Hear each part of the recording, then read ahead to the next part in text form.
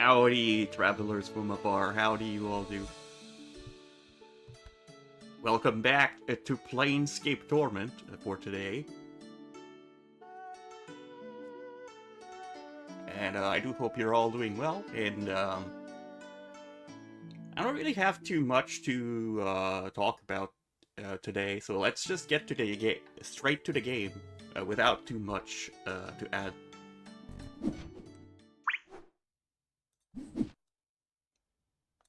And I shall reduce it to the corner, and it might take a little bit to show, but here it is.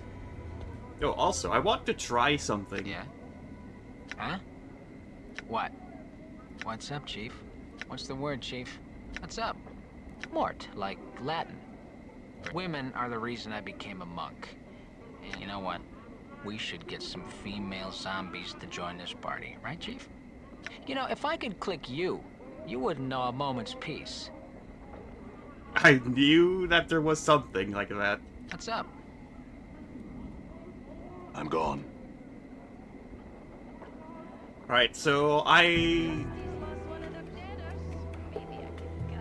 looked a little bit into the game, like, after stream.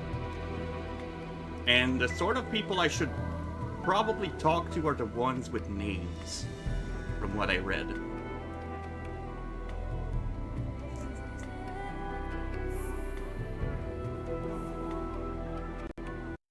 And maybe sometimes random NPCs like that. You see a tired-looking woman dressed in tight leather bodice and leggings. The odor of cheap perfume surrounds her like a cloud, and her face is covered with a mask of crude makeup. She smiles as she sees you. Why not just stay and chat with me a bit, love? The woman looks coyly at you. Now, you look to be a bud who's lost something. Mayhap I can help you find it, Cutter. She smiles slightly. Oh? What good fortune. We probably lost what we're looking for back at your kip, miss. Actually, I'm missing a journal. Eh? What are you about? She seems confused. What are you about?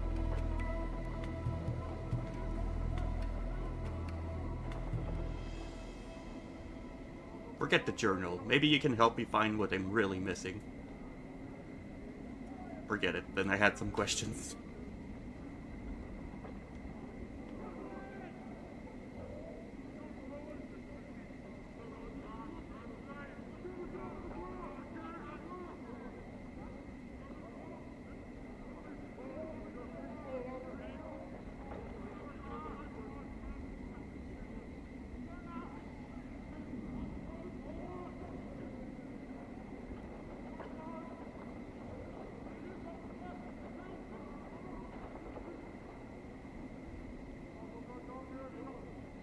New taunts, all right. Ah. Okay. Yeah.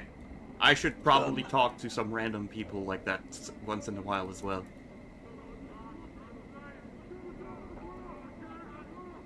I don't think I talked to Bine. You see a heavy-set man with sharp features and a pained expression. Despite his huge frame, however, he has an effeminate look about him, and unlike the other residents you've seen, he looks to have bathed recently. As you approach, he looks up hopefully and calls you in a high voice. Braddock, good sir? What? Eh. His hopeful expression dies as he studies your face. 1,000 apologies, good sir, if I have given offense. He gives a bow. A slight bow. I am Bane of the Thunder, third child of Dibane Descender.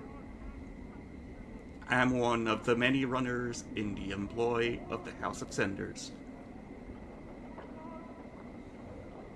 No apologies necessary, Bane. What do you want? 1,000 apologies for troubling you with such a trivial matter, but I seek Craddock, an overseer of the Hive. Bane looks like he is in pain, but alas, he eludes me. He looks at you hopefully again. Could it be that you have heard of such a man? I'm sorry, I haven't. Bane gives a deep sigh. I am bound to deliver a message to him, and as yet, fortune has chosen not to favor me. I could help you. If I come along across the man, I could pass along your message. Bane's face lights up like a lantern. Oh, fortunate days for Bane and the House of Thunders. Any assistance you could provide would be most welcome. If you can find this Craddock and pass along the message, I shall see to it that you are paid for your troubles. Alright, it's the message. Bane recites the message almost like a mantra. The shipment must be intersed by the third day or there will be a penalty.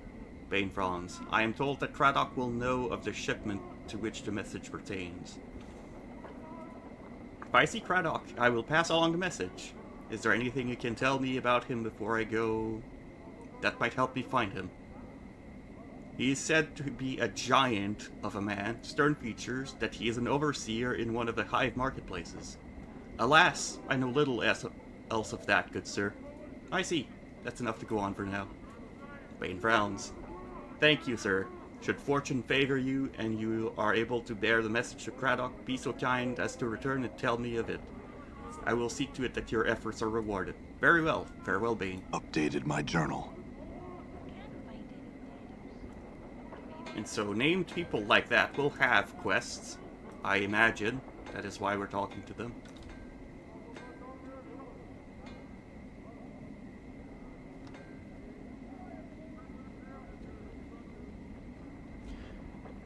She has a name, so we'll talk to her. You see a haggard woman wrapped in rags. Her hair is disheveled and dirty, and her complexion is extremely dark. Burns cover her arms, and her right hand is a fused lump of flesh. It looks melted, like wax exposed to a great heat. Greetings. Updated my journal. What is it you want of me? The woman's accent is thick, and you are having difficulty making out what she is saying. You want me to leave? Not leaving the city. So I'm not. I can't. I tried. It's not a city. It's a prison. They're everywhere. Everywhere? There's worlds. There's... Her eyes gleam madly. Plains that be sinking sands feel thirsty needles be. Sightless worlds where your limbs are given life and hate. Cities of dust whose people are dust and whisper ash. The house without doors. The twilight lambs, the singing winds. She starts to sob quietly, but she seems all out of tears. And shadows, terrible shadows there be. Where are these places? Where's them places?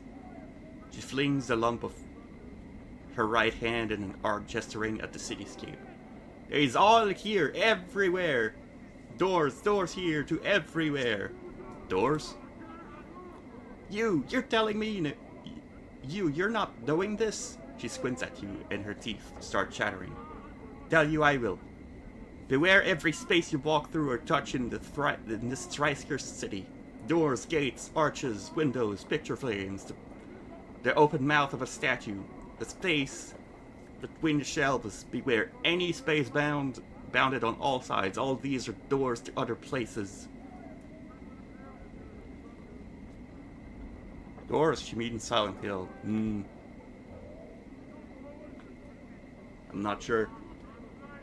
Every door has a key, it does, and with this key they show their true nature. An arch becomes a portal, a picture frame becomes a portal, a window becomes a portal, all eager to take you someplace else. They steal you away. She raises the lump of her right hand, and sometimes what on the other side takes part of you as a thief. What are these keys? The keys number as many as the doors in the city. Every door a key, every key a door. Her teeth start chattering again, as if she is cold. And a key is anything. It may be an emotion, an iron nail, held 20 seconds in 5 fingers, a thought 3 times, then thought once in reverse, or it may be a glass rose. And these are all keys that open these doors. Updated my journal. Yes, Her teeth start chattering, and she clenches her mouth closed and squints her eyes. Yes, can't leave. Can't leave. How did you get here? Updated my journal. From... She seems to calm slightly, and her eyes take on the 1,000-league stare. Came from a place else from here, almost a life ago. Hummed a tune by a glade, and with 2 dead trees that had fallen together, a brilliant door opened the space between the crossed trees. Showed me the city on the other side. I stepped through and ended here. Why can't you go back? Tried! She tries to sob again, but no tears come. Tried! All doors lead to other places! She shudders and grips her melted right hand. Went through thrice 10 portals, some a purpose, some a accident. None of them right. Can't find a way back. There must be a portal that can take you back. Can't even leave here. This square. And there, the place of death behind the gate waits for me. She points to the mortuary behind the gate, then turns back to you. Her face desperate. Can't go anywhere in this city. You can't go anywhere. What do you mean? Anything could be a door. Any arch there, any door here could be a portal. Although the key could be a sent to another horrible place. Her teeth start chattering again. Got to stay away from the close spaces. All could be doors. You could have a key on me. And I not be knowing it. You're afraid to go through any door or arch because it might be a portal. She nods, her teeth chattering. How long have you been afraid of this? Since the last time we walked through the last portal. Place where my hand... Since the 10th turning... I'm in the 14th turning. That now. Her teeth begin chattering again. 30 years. You haven't walked through any door for 30 years. Her vision begins to clear slightly. She looks at you, her teeth still chattering.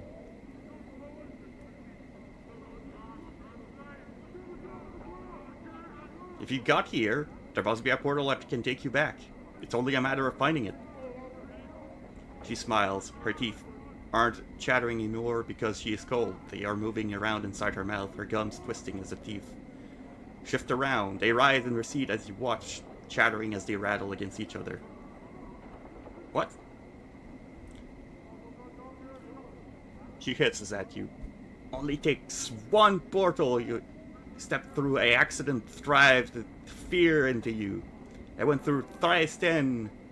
Lost my hand, burned the flesh, and lost my sense.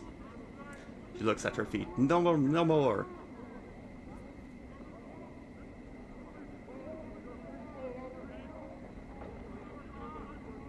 I'm sorry. If I can find some meats to help you, I will. Farewell. Updated my journal.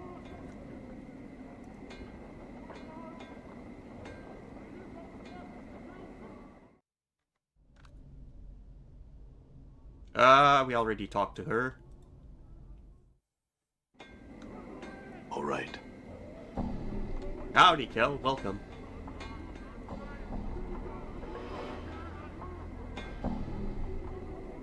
You see a tall creature with a shock of white hair. Its skin has a greenish cast, and a pair of goat horns protrude from its forehead. It is dressed in long flowing robes and appears to be floating slightly above the ground. Greetings. The creature turns to face you, and a series of symbols appear around its head. The symbols have a slight glow about them, and they just hover there. Oh, for the power's sake, fighting Davos. Oh, that's Mort. No, for the power's sake, Viking Davos. Was wrong. He's a Davos. They speak in rebuses. He's annoying word puzzles. If you don't know what he's saying, then we better find a native or some other way to communicate with him. If we want to. An annoying bunch, I bet. I bet they can speak. I just would rather piss everyone else off by trying to puzzle out what they're saying. What's a Davos? Chant is they are janitors for the Lady of Pain. They float around, breaking, fixing, and patching up Sigil according to her whims. They're worse than corpse flies. Mortis sighs. You can't swat him, though, or the lady'll get upset. Lady of Pain, who's that? She runs the city. You'll know if you see her. She's got these blades around her face. She's about the size of a giant, and she floats off the ground, just like these guys. Mort nods at the Dabus, who is looking at you both. Nobody knows much about her. She doesn't speak much. All you need to know is that you don't want to make her angry. If you see her, my advice, run. I see. The Dabus waits patiently, its hand tucked into its sleeves. A series of symbols materialize above its head, then vanish, and a question mark appears. Try and strike up a conversation, see if you can translate what the Dabus is saying. You ask the Dabus several questions, trying to get a feel for the abuses that appear above its head. It is extremely patient throughout your discussion, giving you easy sentences to translate. After a few minutes, you start to get the hang of it. It feels like you've done this before. Maybe you can help me. Who are you? The Dabus inclines its head slightly, and a stream of symbols appear above its head. I am Dabus. And another question. What are you doing? A batch of symbol appears above the Dabus head. I attend to my duties.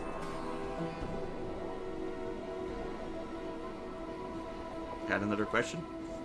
Can you tell me about the Lady of Pain? A lone symbol appears above the Dabus head. This one shows a metallic female with blades coming out the sides. Just looking at the ghostly image makes you uncomfortable. That's all I wanted to know. Farewell. The Dabus bows slightly. Symbol swirls around its head, then it turns away. So we learn how to interact with the Dabus that are speaking in runes.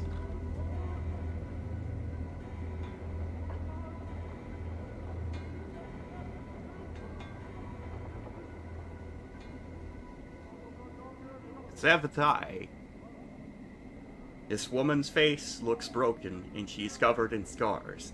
They look like bite marks and fingernail cuts. She is cradling the shreds of several rags in her hands, and is staring emptily at the wall of the monument, at the names there. Greetings. Get you back. The woman's teeth peel back, displaying a row of black canines. What do you want of Savatai? What's the matter? What wrong? Those chaos men wrecked my cart, attacked me, and killed 3 of my sisters. We tried to stop them. Not sisters anymore. Now they've nothing but names on this memorial wall. Chaosmen? Chaosmen, a faction, they says. What they are is an adult bunch that runs wild through the hive and does whatever they please. We never did no harm to them. Then they lope in like dogs and tear apart anything within reach.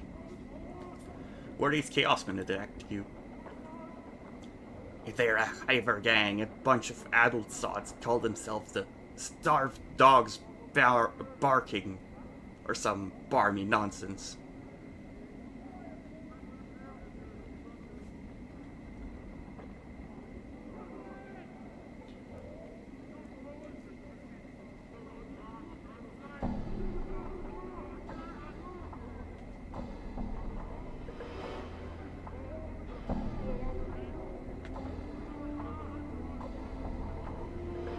I'll keep an eye out for them. I mourn your loss. Farewell.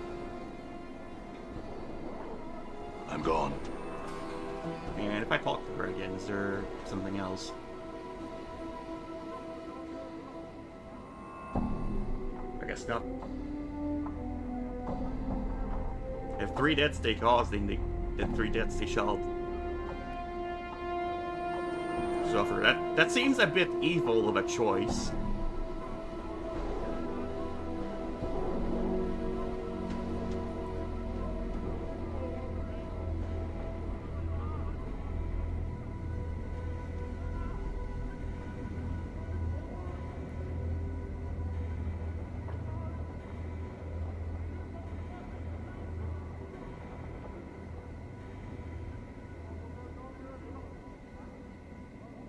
Dated my journal.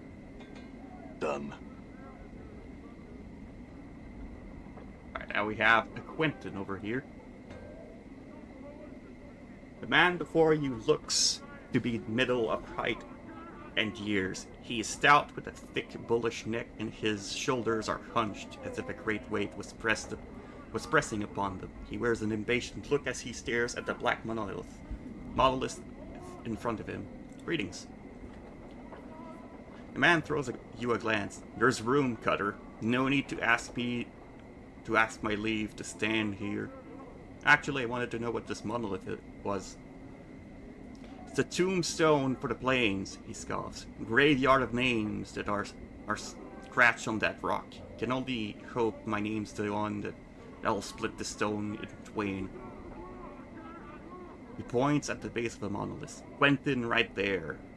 Hammered in just hard enough to send the damn thing crashing down. Tombstone for the plains? Aye. Quentin smiles ruefully. The dusty scratched the names of the dead on this monument. He gestures around him. And on the walls of this place. Not enough space by my reckoning, but no matter. They do their best. Can barely read half the names. What are you doing here?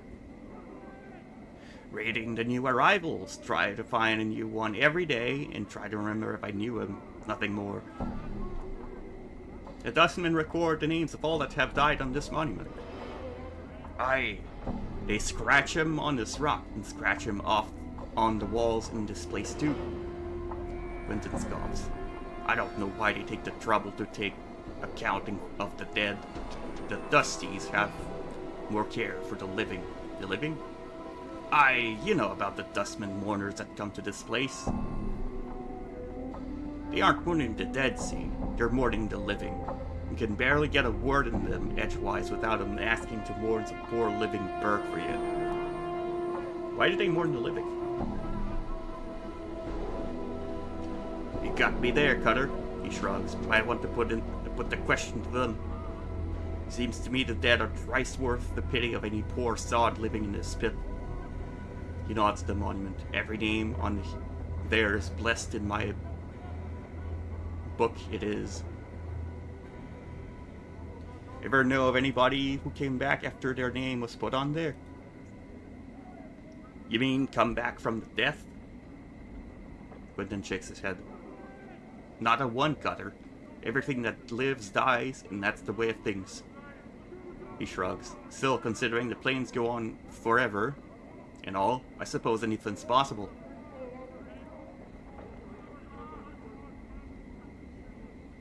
I see, thanks.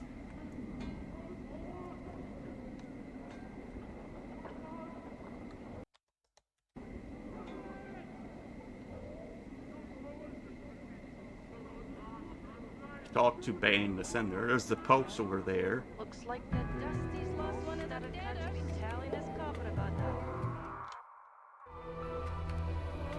that. And this is where I found a portal to.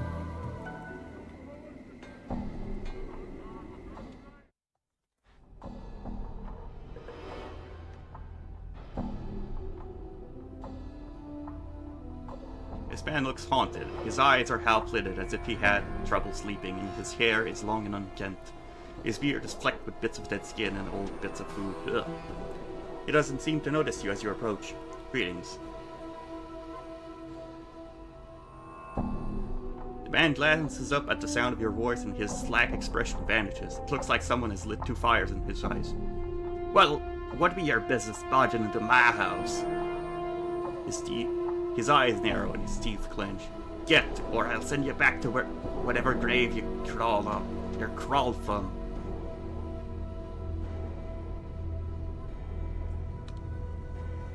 Calm yourself, I have some questions. The man's face turns blood red and he begins shouting. Are you daft? With a snarl, he spits at your feet. You filthy scar-ridden dog, off you, or even the powers won't be able to save you. To save your hide. They're all then.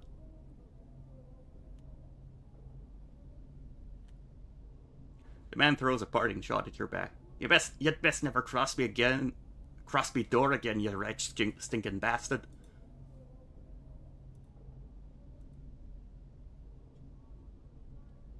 And what if I talk to your wife?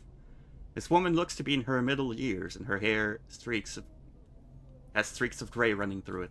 Lines of worry crisscross her face as she sees you. She seems torn between asking you to leave and calling for the man at the table. Greetings.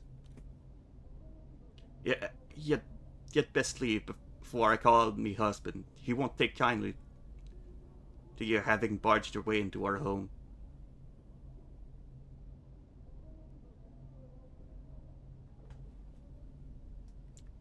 If you were going to call him, you would have done so already. I have some questions for you.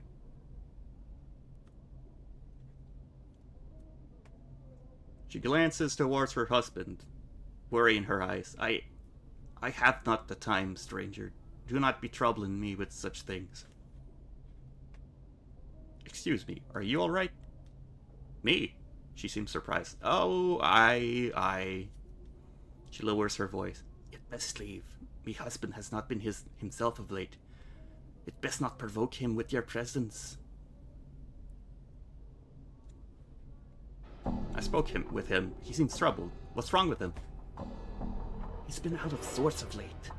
A touch of the cough, maybe? She gives an unconvincing half shrug.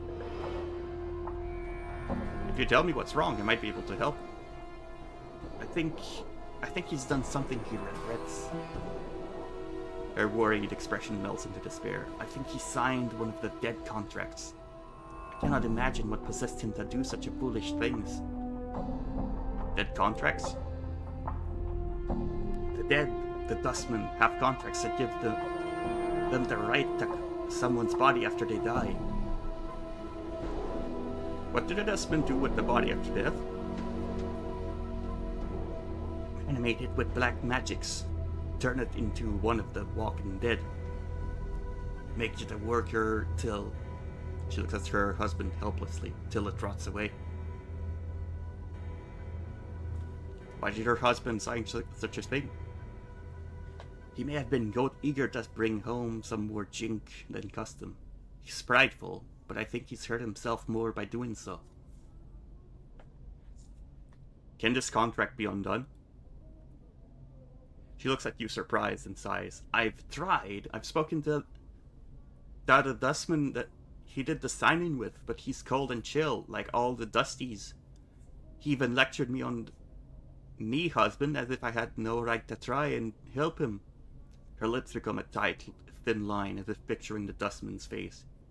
He was cold, cruel as he was. Let me see what I can do.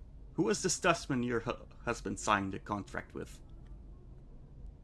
The dusty calls himself Gravesend. I know not his first name. He was he has a table at the dustman's bar at the Hive, gathering dust. I believe that the place is named. You can find more. You can most like find him there, trying to get more people to sign his contracts. I'll seek him out then. Where's this gathering dust bar? Updated my journal. Head out to the street outside, go to the memorial stone, then head southwest from there. She taps her finger against her chin. You should run right into it. There's one of them. Her face is wrinkled in disgust. Walking corpses out front. Very well. I'll go see what I can do.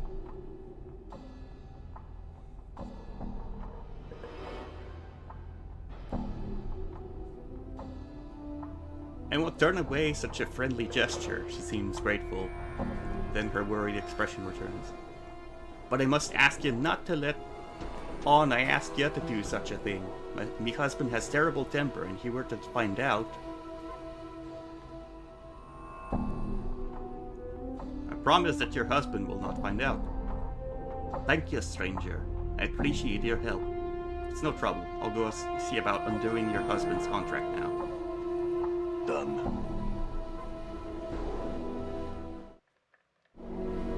I'm gone. Ah.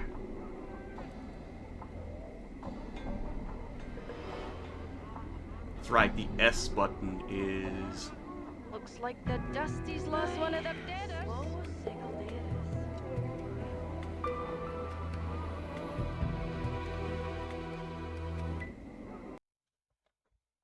is. I have a bunch of side quests now.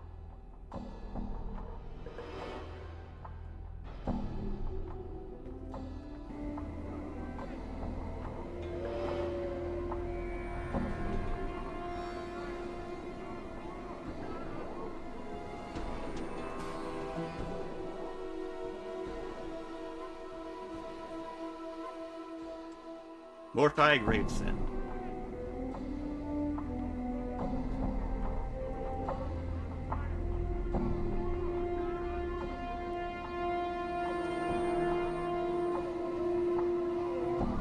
I think it was here.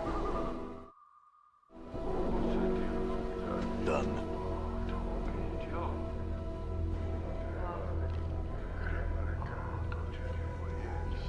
Howdy, Siku. How goes it? There it is.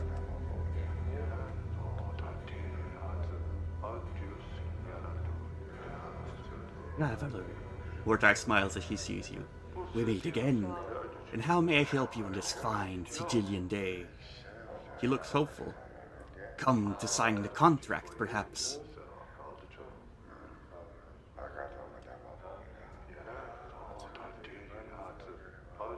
I don't even know. What do you not know? Are you the one who signed that contract with Angyar? Mortai frowns. He looks puzzled. Mayhap? He thinks for a moment. I do not recall the name, however. I would like to settle that contract.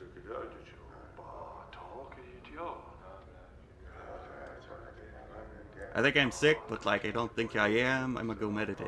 Ah, enjoy. Hopefully you're not sick.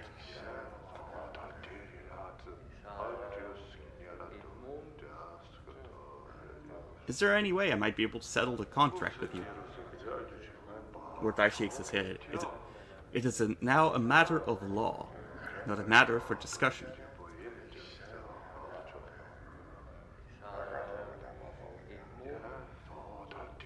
But the contract is tearing the man's life apart. It is causing him distress. It is possible that he may not even be able to approach the true death with such emotions churning in his mind. Ate so much spaghetti, don't regret it. Yeah. Do not regret.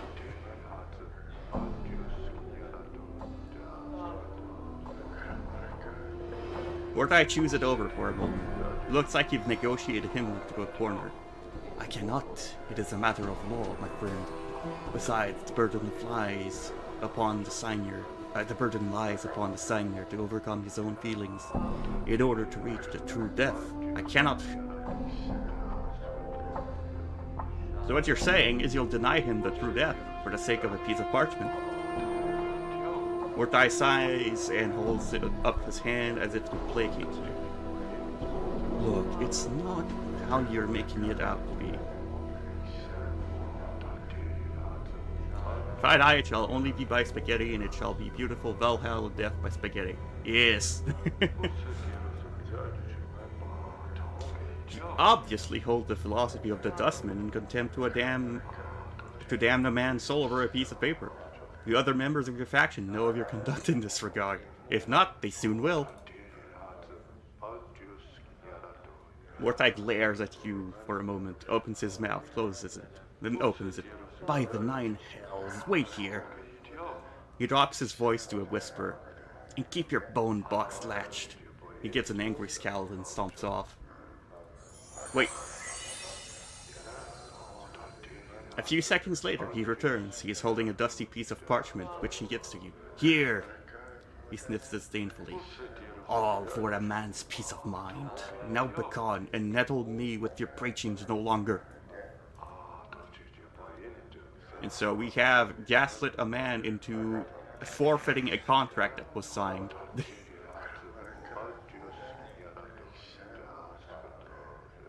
I think I talked to everyone here already. Maybe Norok?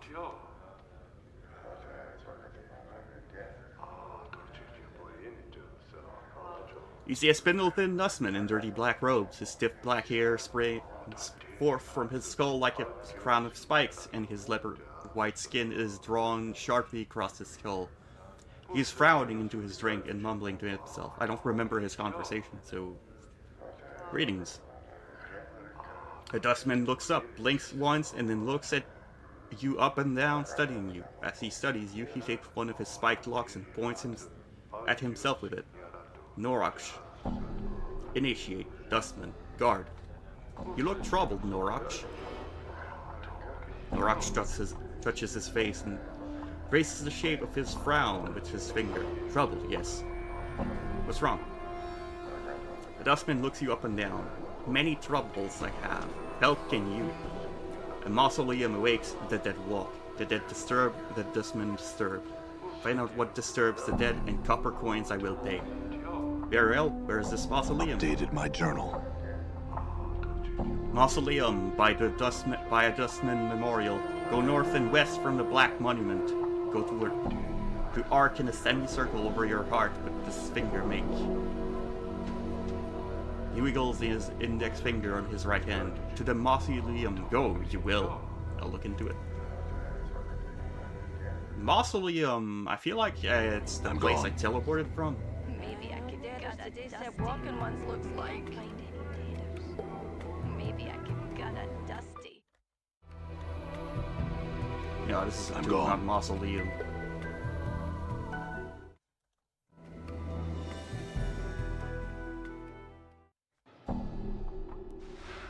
We did something for Angyar. Done. We'll go report to his wife.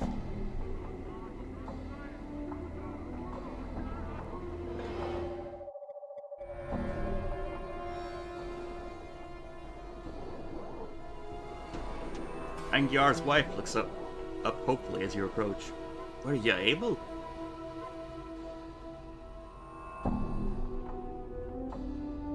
Yes, I was able to get the contract from Mortai. Here it is. She looks relieved, and her eyes become misty. Oh, by the powers, you must be a devil in disguise to do such a thing for someone you barely know. Updated my journal. Nay, if you could show me husband the contract, say that you got it for him, but don't say how, I'd appreciate it. Very well, I'll show it to him then. All right. You see Angyar, he doesn't look any better than before. As you approach him again, he turns slowly to face you. His face tightens. Yeah, again. Didn't you hear me the first time, you pox-ridden dog? Get out of me house, or so help the powers, I'll carve you where you stand.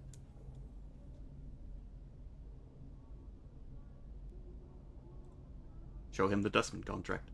As you pull out the contract, the blood drains from Angyar's face. For a moment, he seems at loss for words, and his temper quickly resurfaces. Where did you get that? By the powers, you'd best tell me. I took it from a dustman named Mortai. It has your name on it.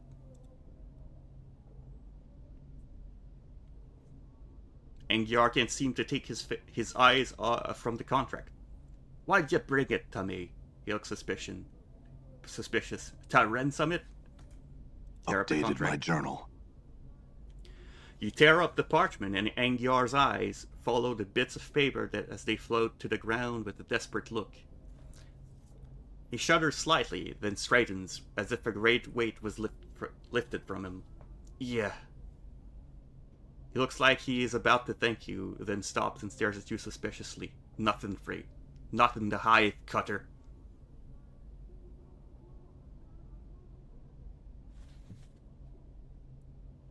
Consider this free, and I expect a lot of rules to change in the Hive while I'm around.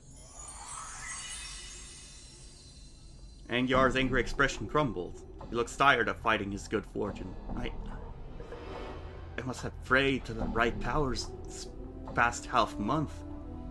He sighs. You have me thanks, Cutter, for whatever that's worth. Actually, perhaps you can help me. I have some questions. I'm looking for a man named Farod. Do you know where I can find him? Aye, that name be known to me, and not a fond name it is, either. What can you tell me about him? He frowns. He's one of them collectors, and one with a long shadow that has quite a few boys at his beck and call. He may not be the lord of this realm, but he's not a smart one to tangle with, lord or no. Do you know where I can find him? Updated my journal. Aye, but I wouldn't be doing you a favor if I wouldn't be doing you a favor telling it to you. His frown deepens. One of me kin fell in his lot a few months back and spilled some of the dark of old Farod. That here tell, Farod's actually got his tip buried somewhere under Ragpicker Square. To get to it, there's some kind of portal you need to jump through while carrying some junk in your hand. Oh. A portal while carrying junk in my hand? So I'll have to find a piece of junk somewhere.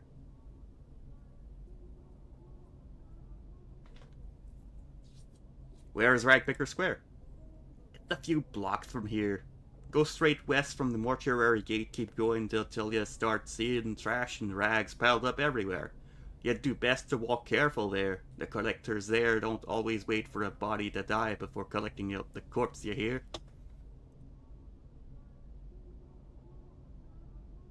Lost a journal of mine. Have you seen one? Ingyar frowns and shakes his head. Haven't seen a thing such as that, Cutter. Do you mind if I rest here? Aye. Angyar nods. Aye, that's the least I can do. I'll have me wife get some blankets out for you. I didn't want to sleep just yet. I may return when I'm ready to rest, though. Farewell.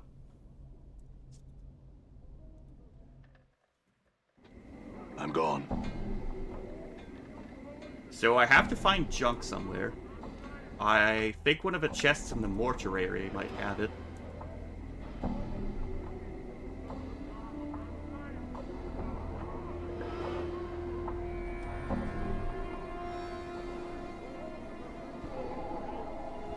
But I don't know if I can go back in. This is probably the worst place we can be in Sigil at the worst time.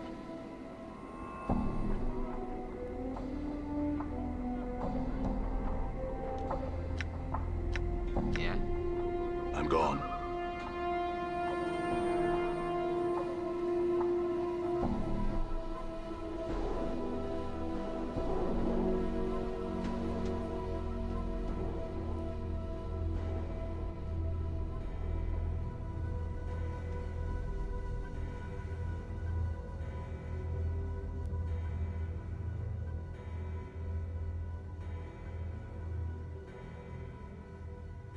Look into the matter. He said the mausoleum entrance was north and west of the Dustman Memorial, outside of the mortuary.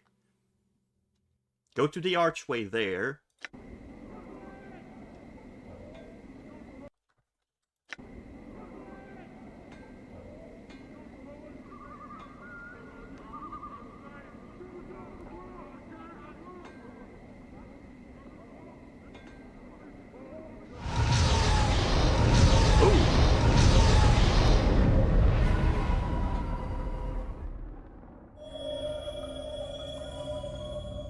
Mausoleum.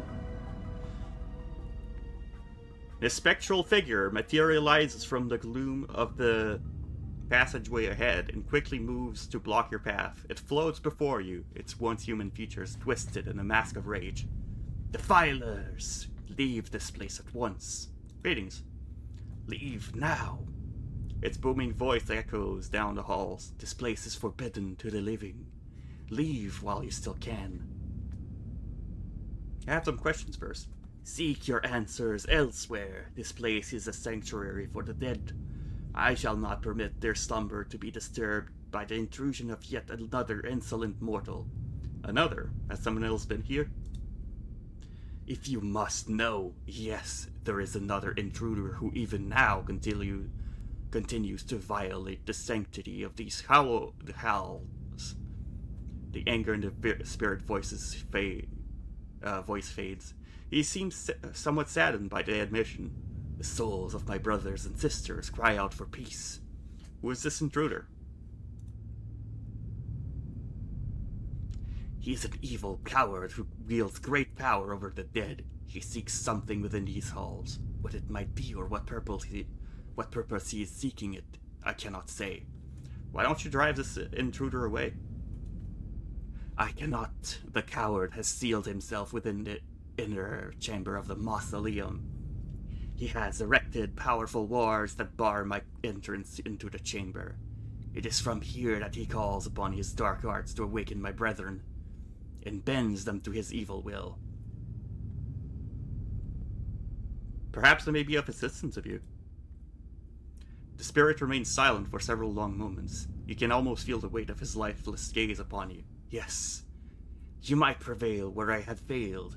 If you pledge to rid me of this blackguard, I shall grant you passage. What say you? I'll do it. Updated my journal. So be it. The spirit slowly begins to fade until only the echoing of its disembodied voice remains. But take heed, tread lightly in these halls, lest you join the others in eternal rest. I'm gone.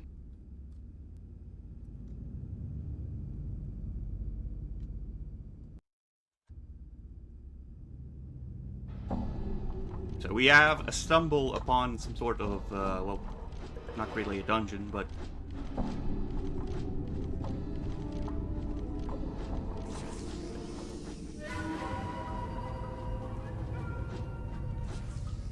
Huh? Well, I've never... Okay, I only have one litany of curses. What? Maybe I'll not use it yet. All right. What's up, Chief? Done.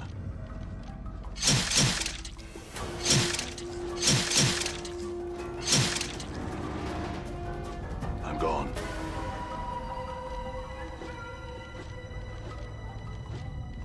Alright, another thing I looked at is that I can... It doesn't matter too much if I level up a little bit, like, now. So I might as well.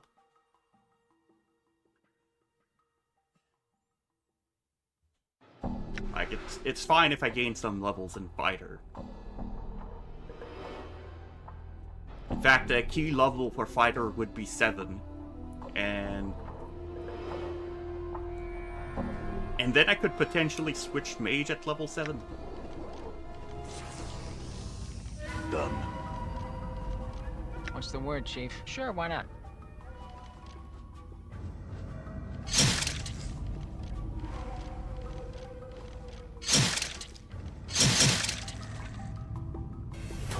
Done.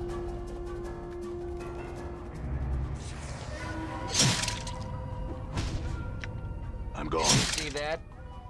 Damn it. What's up? Well, I have once again found a way to trick the AI. Oh, All right.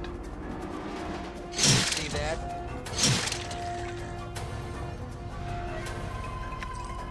Done.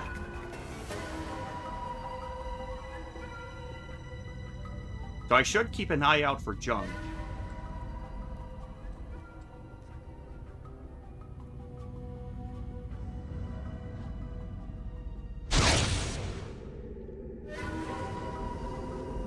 Something damaged Mort.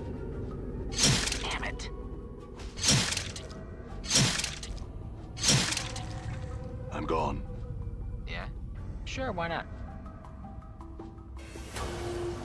Done. Huh? Good as done.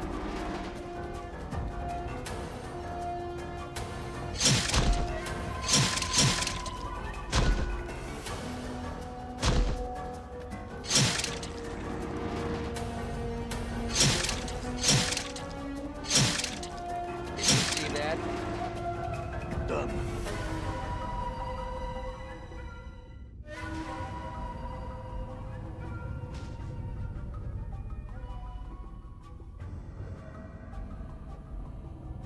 Done. Silver ring.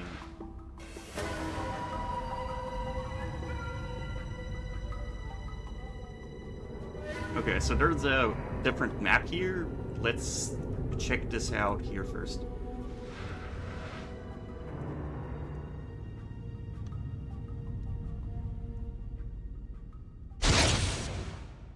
Aw, man.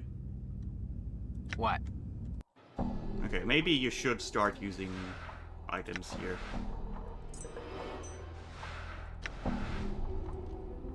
All right.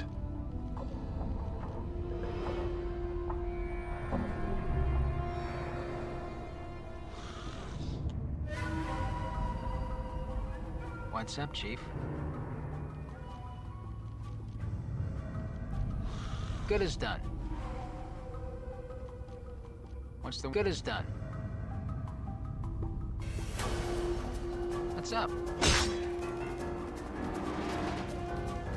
Yeah, sure, why not? I'm gone. Huh? Okay. All right. What? Okay.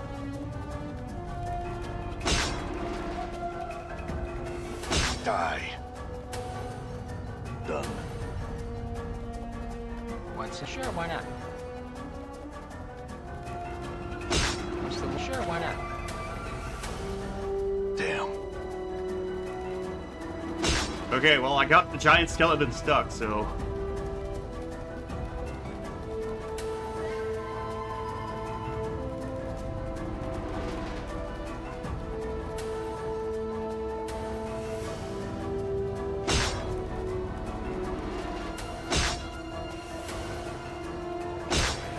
You know, maybe the pry bar deals more damage, because it's a type that would work well on... Like, maybe the slashing and stabbing does not really work well. Like this... the dagger.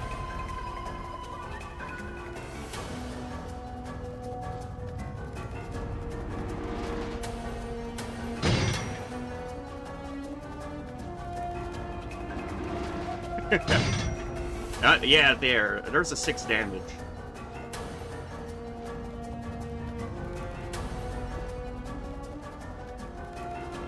Die. Critical for 12.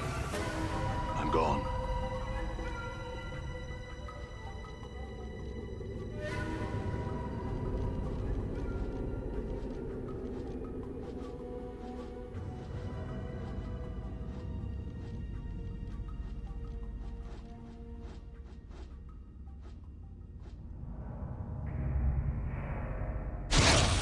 Oh, I got hit by a magic missile. That probably triggered a trap that I didn't see.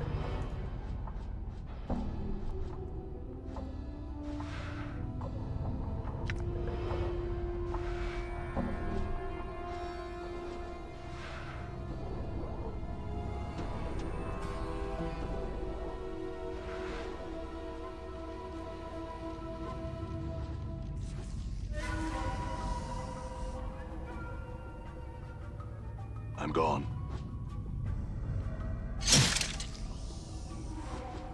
Did you see that? Damn it.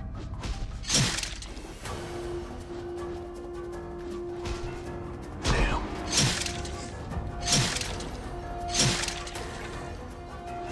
Did you see that? I'm gone.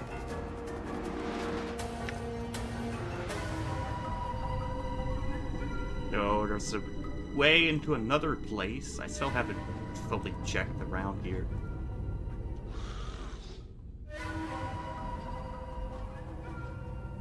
What's up? Sure, why not?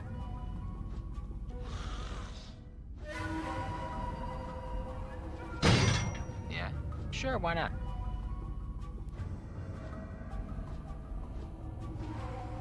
Wow, they're easy to get stuck, huh? Damn. But I'm quite weak against the giant skeletons. Damn.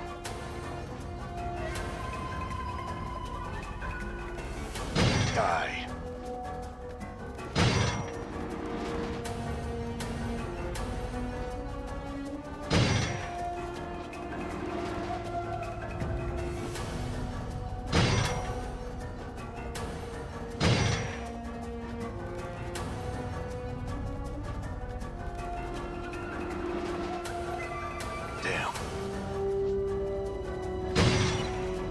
Yay!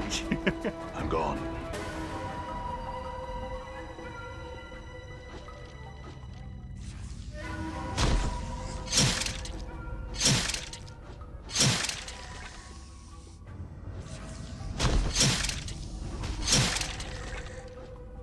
I'm gone. Huh? All right.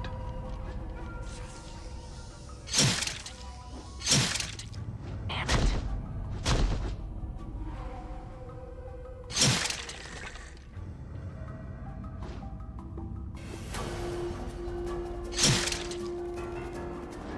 Damn it.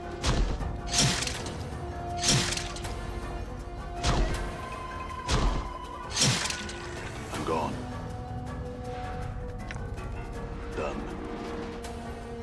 Also, and when I went and looked a bit for info, and I didn't understand why my AC got reduced when I put a ring that says AC +1, and that's because of the way it works in this game. Is All right. well, it is actually increasing my defense, even though it's reducing my armor class. So I didn't really understand why they made it this way. But it is working as intended.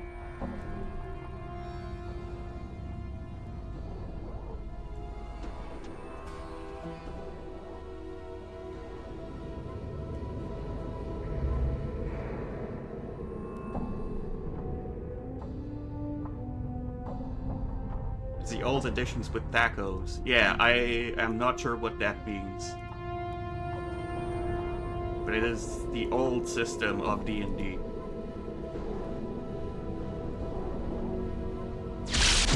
Ow.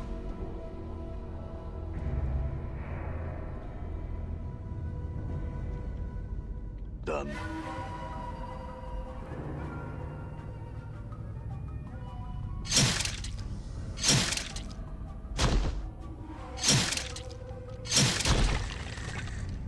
Damn it. Die. What? Sure, why not? Done. Damn it. Die. Ooh, All right. I'm doing plenty of crits.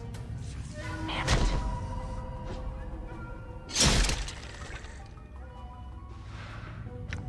Okay, maybe not to rags.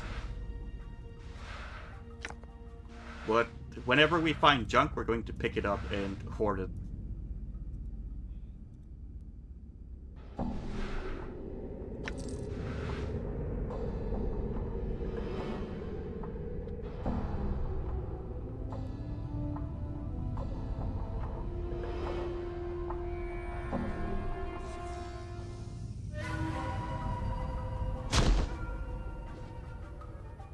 Die. I'm gone. Wait, there's some items I can probably use.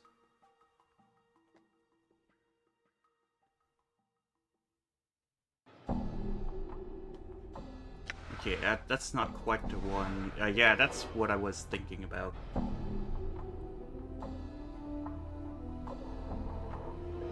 When cast, the target gains a +2 to 8 temp HP bonus and a temp bonus, so +1 AC for a half hour. The extra hit points will heal the target if he's less than max hit points. So yeah, I can just use this.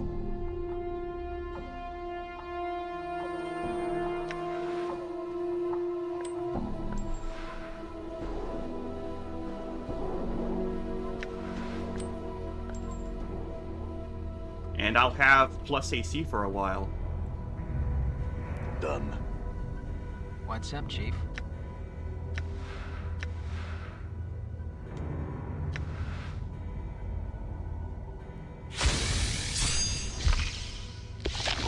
What's the word, Chief? So yeah, now Mort has an AC of 1 when he had 2. I'm gone.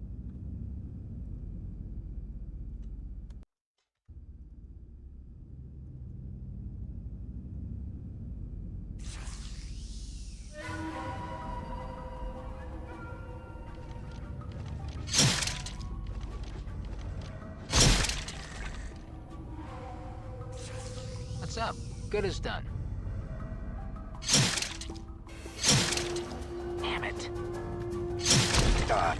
Looks like my skills have increased. Ooh, Lork is leveling up as well. All right. Die. I'm gone.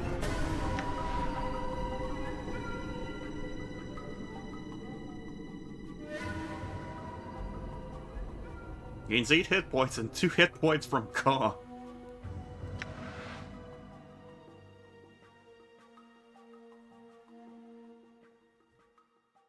So he is a level 4 fighter, just like us.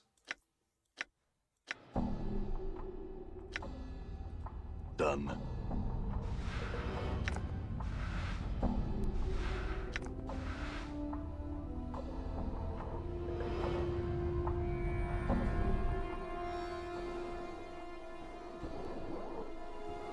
So I have one exit that goes down and one exit that seems to be the main path.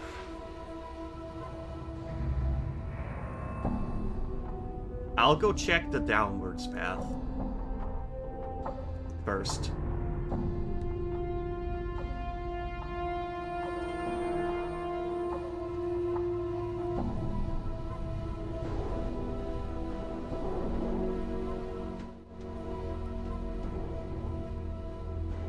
Ah, okay, this is just an exit to somewhere else. Very well then. So back here we go.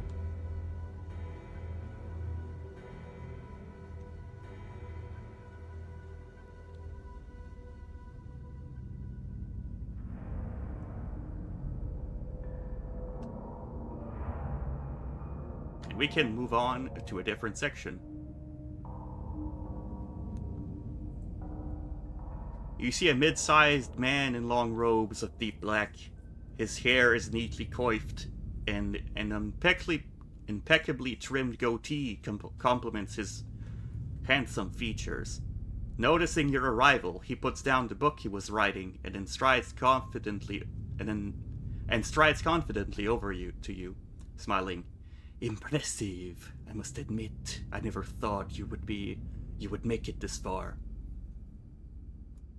I'm glad to have disappointed you. Are you the one responsible for all the walking dead? Who am I is of no consequence to you. What I want is the question that should concern you most. As he speaks, he looks you up and down, as if somehow fascinated by you. Very well. What do you want? He takes a step back and cocks an eyebrow. I want your blood. Is that some kind of threat? The man starts to answer, but stops himself abruptly. An evil smile spreads across his face, and he begins to laugh. Yes, I suppose it is. He continues to laugh even harder at his own private joke. You notice that his hands have begun to move at his side. Slowly they flit back and forth, tracing intricate design patterns in the air. So he is casting a spell, I imagine.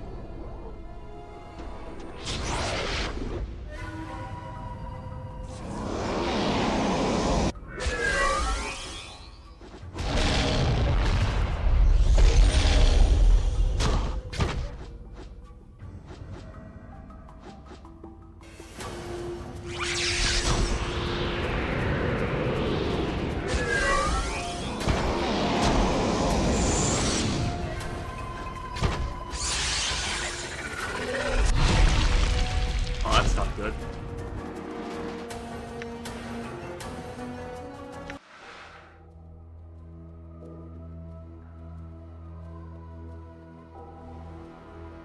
I think that's the most recent one. Yeah. I'm gone.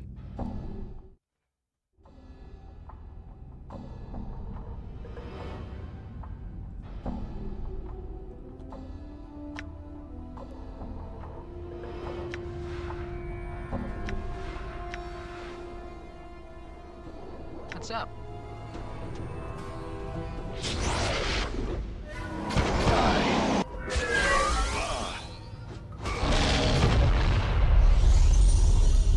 can't be affected by horror and have a good time. And also 2 crits.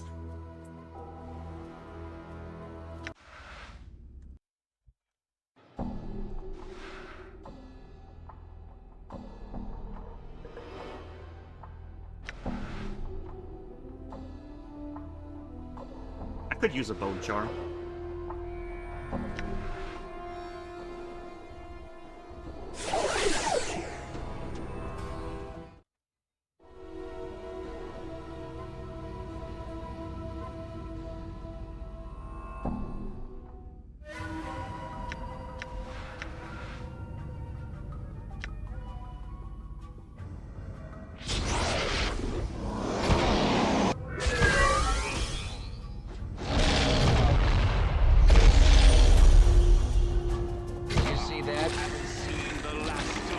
Oh. What's up? Good as done. Well, they all died as he did. Easy. There's a bracelet, a rusty dagger, scroll of ice knife. A skull, that might be a key to someplace. A magic dagger. Scrolls and a diary. Yeah, okay. Huh? What? And I'm still feared.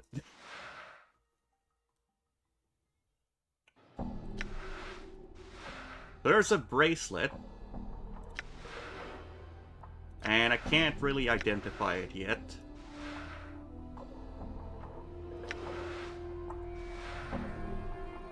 Strahan's diary. This leather-bound tome is cracked and worn with age. Some sort of crest has been burned into the cover. You can make about a series of interlocking triangles centered about the initials SR. The writing upon its pages have faded considerably, but the last few entries seem to have been penned recently. Day 2 of the 127th year of Factal Hashgar's reign. At last, I have found it.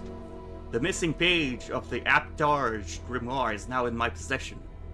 As I had guessed, the page detailed the necessary components for the casting of the final transformation spell. I have all but one of the components. A drop of an immortal's blood is all that stands between me and the eternal power of Lichdom. But where can I find such a rarity? Perhaps I should seek the answer through divination. Day 14th. After days of taxing divination spells, I have my answers. The divination revealed the location of an immortal's to be somewhere within an ancient mausoleum located in the hive section of Sigil.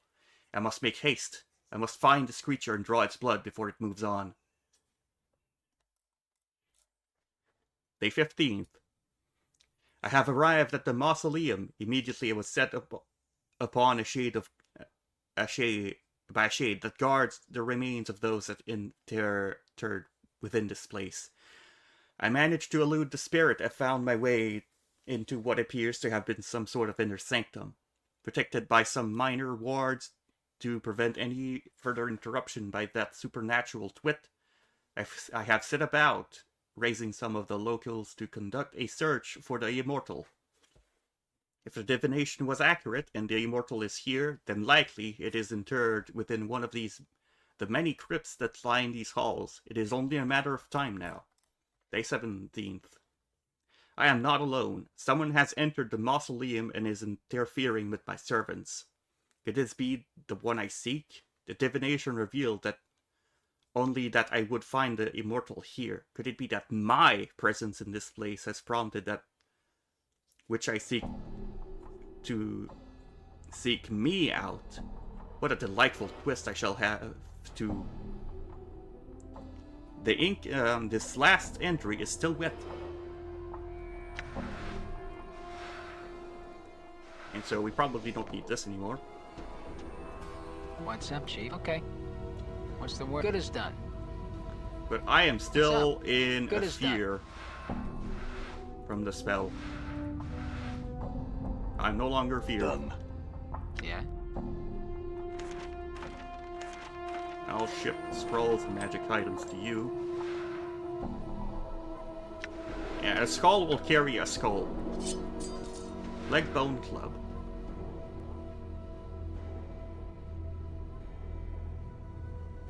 Probably don't need this. All right.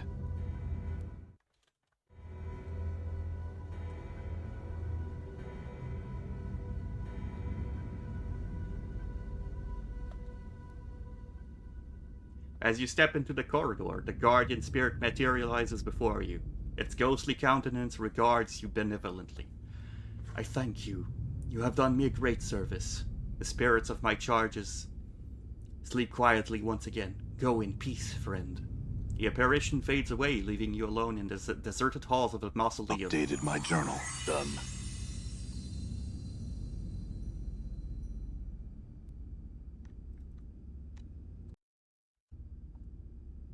And we seem to have completed a side dungeon.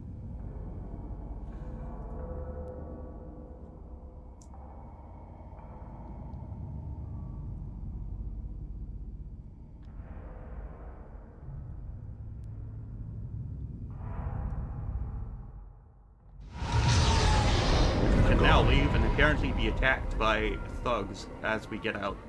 Huh? All right. What? Done.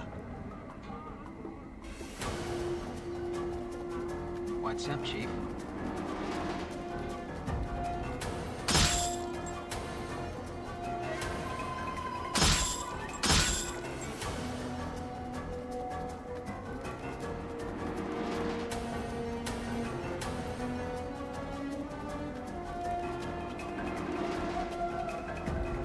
And now they will run away. Looks like the Dusty's lost one of the deaders. This is probably the worst place we can be at Sigil at the worst time. Maybe I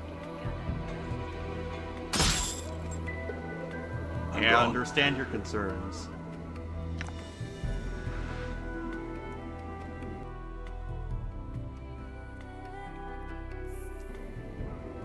Okay, what do I have?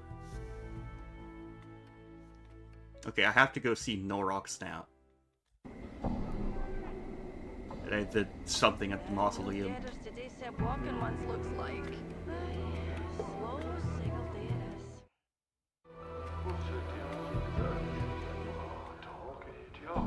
You see Norox. He's pulling at one of the spikes of his hair, using it to scratch a spot on his face. He can't help but think he'd look a lot better with dreadlocks. Found out what was going on in the mausoleum. The dead sleep again. Updated my journal. Norak's line of worry smooth out as you speak. Thanks, give I. He reaches into his robes and draws forth a small bag, which he hands to you. Copper coin, twice 100. Thanks, glad I could help. I feel stronger. And I can level up again.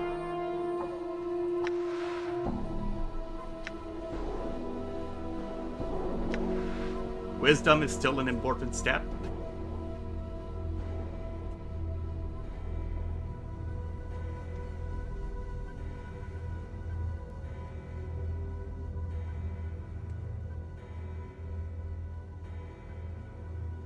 And I am a level 5 fighter.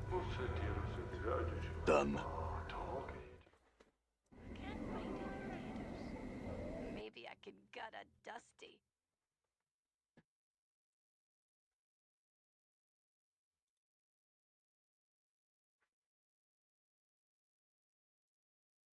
Few blocks directly south of the mortuary. Done.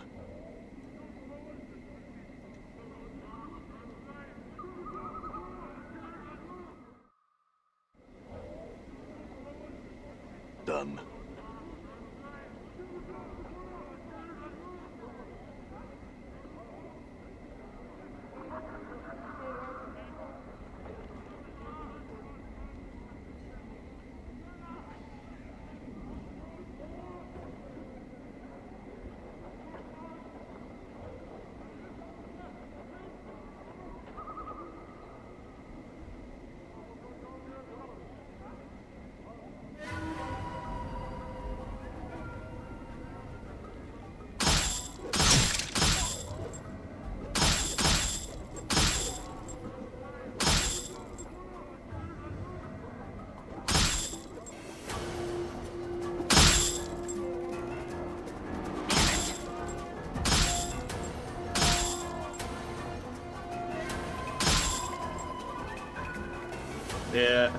Random thugs deal a lot of damage to me, though.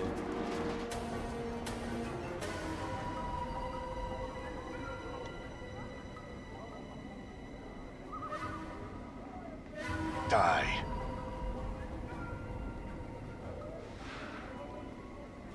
This is We can probably leave the the worst place we can be in dusty Sigil at dagger the here. worst time.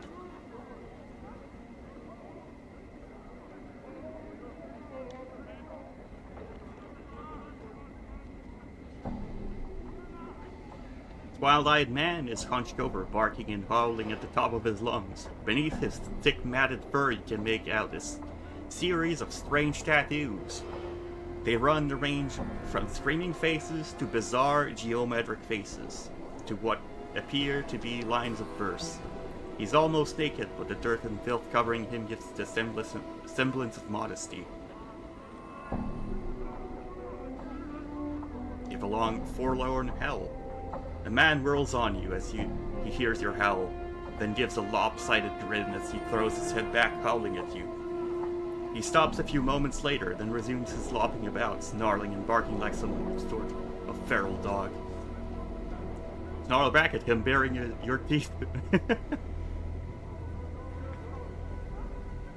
The man's barking ends with a snarl, and he leaps at you. If this is how you want to die, Wolfman. Done. What's the word, Chief? I'm gone.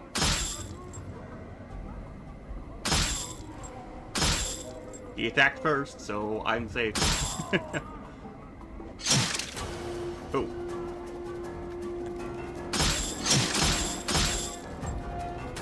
Damn.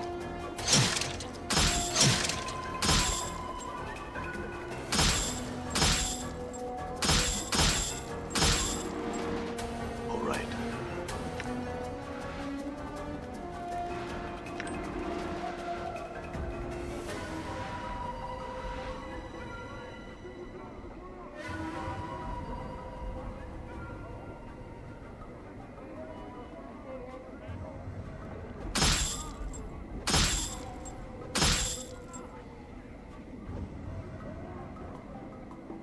See that? Done. Hey, hive thugs are just everywhere. Did you see that?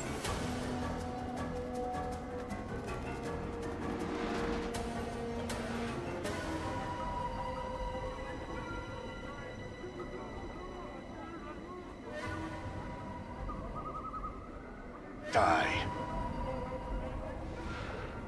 So rude. Alright, have I been in here? Fell. You see a Dabus, but something about it strikes you as odd. It has the same shock of white hair, the same greenish cast to its skin, the same pair of goat horns. Then you suddenly realize this one is walking on the ground, not floating for some reason. That makes you uneasy. I had some question for you. The Dabus waits. Who are you? As you are about to ask, you suddenly realize you already know the Dabus' name. His name is Fel. As if in response, Dabus inclines his head slightly. A lone symbol appears above its head. It is blurry at first, then resolves into a white oval with a black lightning bolt through it. I feel like I know you, Fel. Fel bows reverently, and a stream of symbols swirl about his head, rotating clockwise and counterclockwise. Takes a moment for you to translate. This is the first time, and not the first time, you have come to this place. Do you know who I am? Another series of symbols materialize quickly and sharply into focus above the Fel's head. The translation comes to you just as quickly and sharply as the symbols themselves, and as if you have translated the exact same string many times before. Yes, but I'm not permitted to tell your story. Why not? Updated my journal. For a moment there is no response from Fel, then a stream of rebuses appear, as if trickling out of Fel's mind. My apologies, I cannot change the nature of a man. You can't explain why, but the last sentence sends a crawling sensation through your skull. Nature of a man, what does that mean? The symbols that appear above Fel almost mirror the previous stream. My apologies, I cannot say. I see. I had another question for you, Fel. What lies beyond that curtain, Fel? A caravan train of symbols slowly materialize around you. Around Fel, one by one. It is my gallery. Your discarded skins are my canvas. I admire you. I am saddened for you. Saddened for me? Why? Another caravan of symbols forms around Fel, this time forming a circle. The mark of torment lies upon your flesh. Tragedies and loss have built themselves upon it, like stones upon a foundation. You have endured great pain. What do you mean? A long stream of abuses appear above Fel's head and surrounds his arm like manacles. I admire you because you have never surrendered to the weight of these losses, despite the fact that their chains hang upon you still. Go on. A long string of rebuses appear above Fel's head and falls, covering him like a cloak. These losses blanket this life and all of your past ones. You shed lives like a molting serpent. You are exploring the infinite paths of life. Tell me more. Long streaming of rebuses appear above Fel's head and fall suddenly to the floor, streaming out behind it like your shadow. Take this with you. Take with you this warning. Each of your lives casts its shadow on existence. You must travel to the place where these shadows have gone mad and regrets have scarred the earth. Is there anything else you can tell me? A brief series of paper-thin rebuses appear in an orderly row next to Fel, then vanish into glowing motes. Do not sign anything. That's good, I didn't sign the contract. Very well.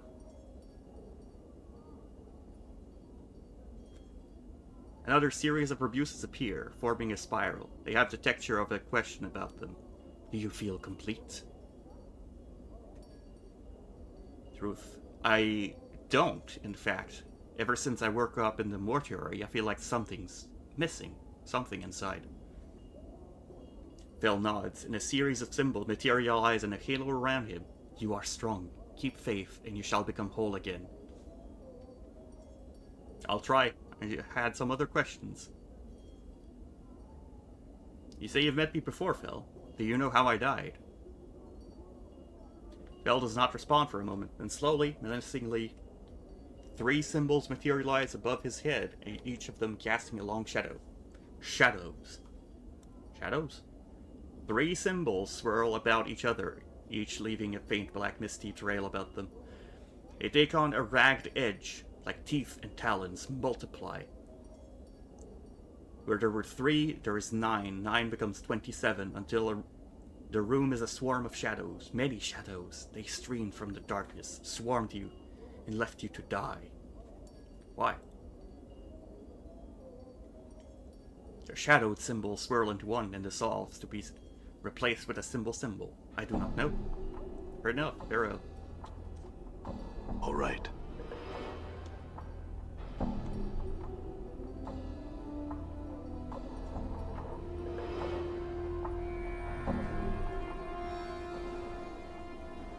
And there's a bunch of things around.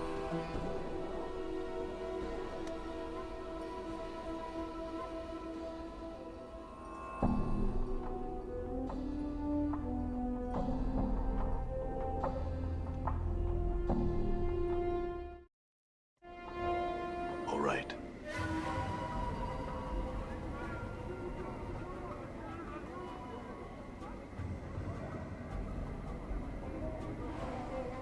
I'll see if I can't just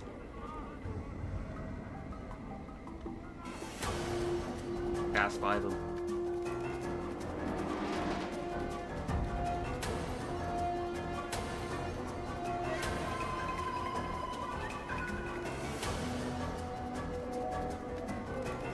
You see a tired-looking, sorrowful old man who is gazing at the ash-dead tree in front of him. He is mumbling to himself and tapping his chin as if trying to figure something out. Occasionally, he shakes his head sadly. Greetings. He seems momentarily startled as you interrupt his train of thought. He speaks in a calm, unhurried tone, but one full of sadness. Oh, greetings to you, friend. How's this day find you? It finds me well. He smiles, but sorrow still lies in his eyes. That's good, friend. Hope your misfortune continues. He seems about to turn back to the tree. And how's this day find you? He shrugs slightly and prefers a bit of a smile. Fortune finds me well, though inside him just the same. Why is that? That's a tree beside him. It's the trees here, in the hive. They're dying, friend, and no one cares. Seeing the look on your face. He holds his hands up as if to silence you for a moment. It may not matter to some, but it's important to me. I feel it's a shame to see the last tatters of friend of you he in this part that you cared for to die. Can you understand that, friend? Yes, you're right. It's a sad thing. You seem surprised and words out. Really? Oh, I mean wonderful. Perhaps you would. Pauses and seems to suddenly suspicious. He recomposes himself, speaking in his usual slow manner. In any case, that's good. I suppose you have some questions for me now? No, not just yet. What is it you were going to ask? For the first time, the man seems genuinely happy. Meaning, he explains, it's difficult for anything to survive here. Just look around, you'll see what I mean, my friend.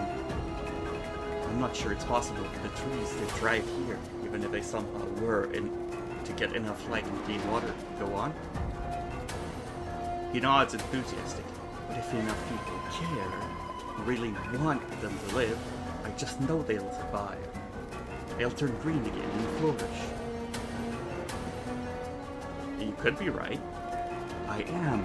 I'm certain of it. A sense of conviction surrounds him like an aura. He seems so unlike the man you first spoke to. That's all I'd ask of you, friend. Just care for them. Hope for their recovery. In time, should enough people want it, it will come to pass. Can you do that for me, friend? Yes, I'll help. Excellent, my friend, excellent. I thank you. You've given me back my confidence, my purpose. Perhaps I can find others like you who will listen. Perhaps we'll make a difference. What about your companions, friend? Would you speak to them on my behalf? Thank you for the follow, DoomSnacks69. I hope you enjoy it here. Right, I forgot to put in the title that it is my first time playing this game. Mort, what do you think? Huh? Oh yeah, Chief. Sure, whatever you say. I'm serious, Mort. Can you make the effort? Mort looks at you for a while, silently, then nods. Yeah, I can. If it's that important to you, I'll do it. Thanks, Mort. Farewell, mourn for trees. Done. And we had combat music the whole time, even though we ran away from the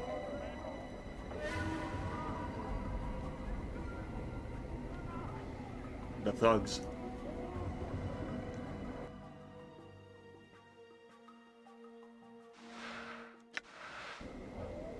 Right, we did take care of the howling dogs. We'll go see that lady again.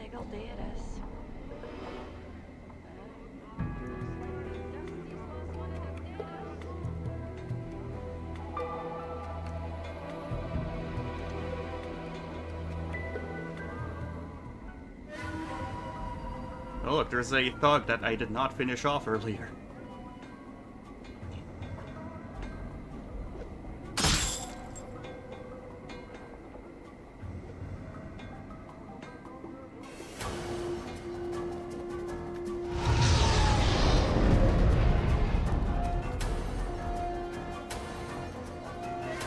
Right, arrow keys to go down, not WASD. Arrow keys. I'm gone.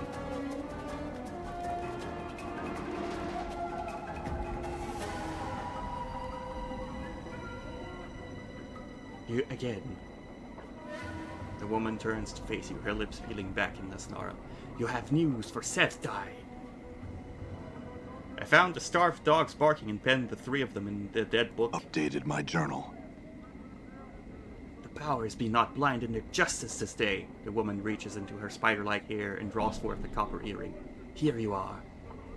A pretty bit it should fetch. This is worth 33 coppers at least, I'm sure. It belonged to one of me sisters, but she won't be needing it anymore. Done.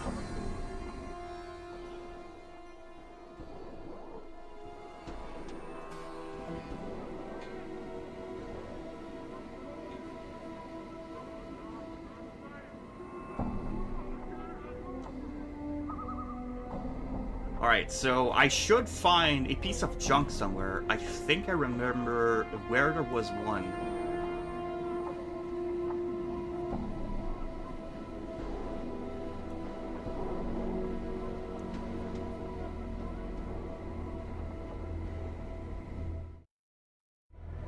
Done.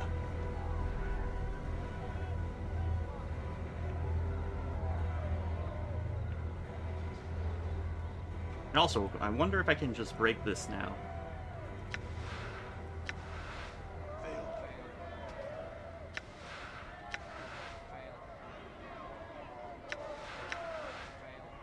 I'm gone. And I believe it was a church here that I left some junk somewhere. All right.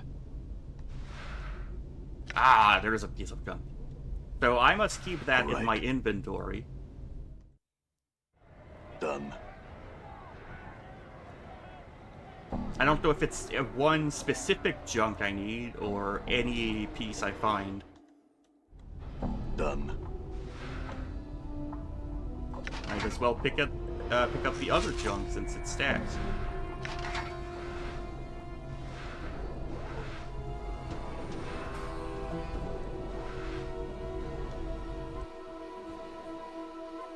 And I'm gonna ship whatever I am gonna sell to Mort.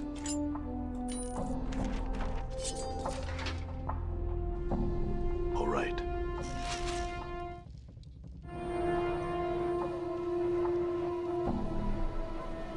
I'm gone.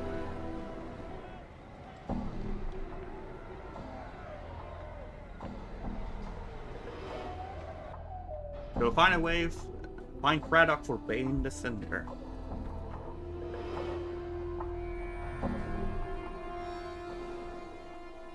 Overseer in the marketplace. All right.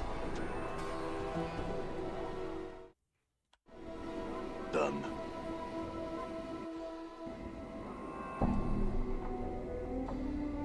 I believe it is either through this exit or I go to the south and then further.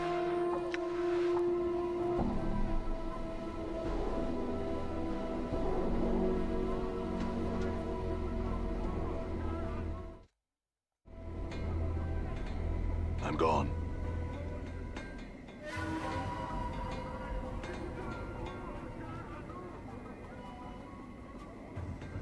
Okay, the thugs are getting annoying now.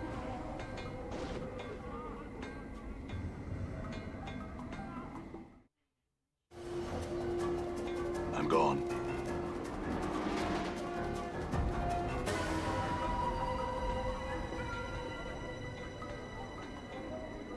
Yeah, I seem to recall that there's a merchant here. There's merchants. Come on in, Basher. Ah, there's Craddock. Blades in town. Greetings. You see a huge man watching the area with a tight-lipped frown and narrowed eyes. He's hunched slightly, as if bearing a heavy load on his shoulders. The unpleasant smell of sweat and dirt wafts from his clothes. Greetings. The man glances down at you and his frown deepens. Aye? What are you sniffing around here for? You Craddock? Mayhap? He studies your face as if trying to recall you. If I am, what be it to you? I come with a message from Bane the Sender. The message states the shipment must be incursed by the 3rd day or there will be a penalty. By the hells! Can he be such fools that think we can miracle it there? Alright then, your message has found its way to the right ears, for all the good it would do. What's the problem? Look around you. Braddock nods at the laborers in the marketplace and scowls. These laggards and half-wits can barely keep up with the load as it stands, and now it needs doing in half the time. Do you need any help? I'll tell you what I need. All of my men to show up for work. July's gone missing since the morn, and I need him back now. July? Where did he go? The hive-bred goat is probably passed out on the street somewhere by the smoldering corpse, when he should be here helping us. Worthless sod. I could go find him for you. Oh, you could do that. Oh, you could you? Braddock squints at you. And now why would you do that? You need the help, don't you? Doesn't sound like you can spare the time to go looking for him, and there's work to be done. Braddock is silent for a moment, then nods. Aye, you find July. You tell him to drag his worthless, bub-ridden hide here. I'll pay you for your trouble, he frowns. When you've found him. Now get. You said he's like by the smoldering corpse. Where's that? Updated my journal. Hello, Kitsune. It's south and east of here. Head through the southeast gate, then head east for about a block.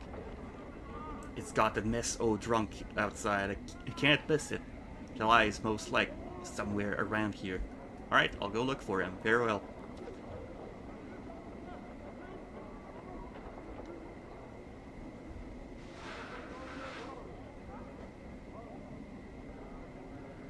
What's up?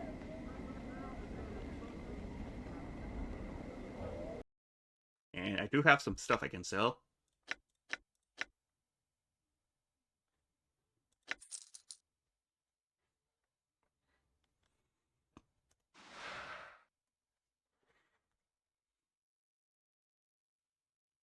Whispering Flask. +2 to strength, usable only by Gitsurai.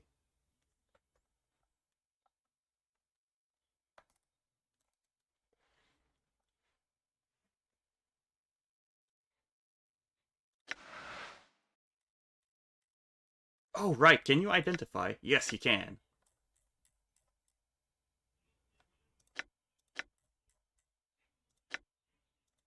You can't identify the dagger? Magus Guard, armor class 6, weight 2, only usable by mages. Interesting.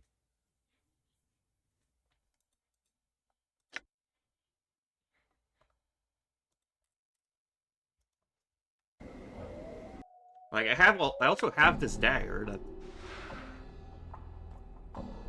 Oh, I guess it is I already identified. It's a +1 bone dagger. Special +1 piercing damage. To hit AC 0 +1.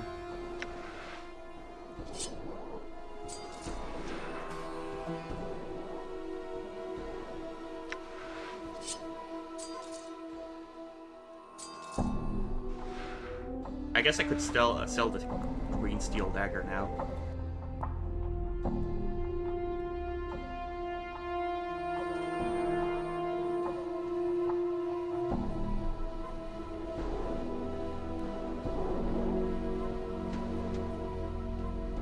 Oh, he doesn't want it. Try these spices, sir. Okay. You can just taste them all over your...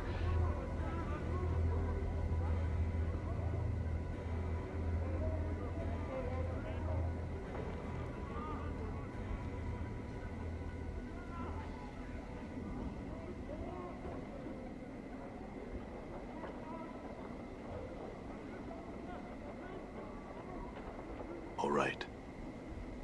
Done. Alright, doesn't seem to be another merchant I can have. I tell you what, cutter, that'll do you your business.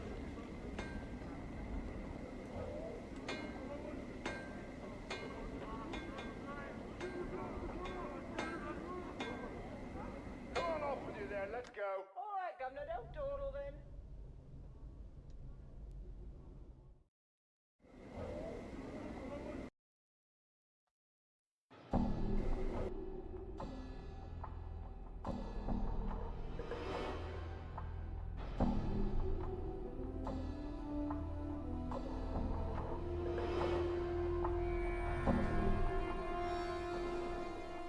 Smoldering corpse bar.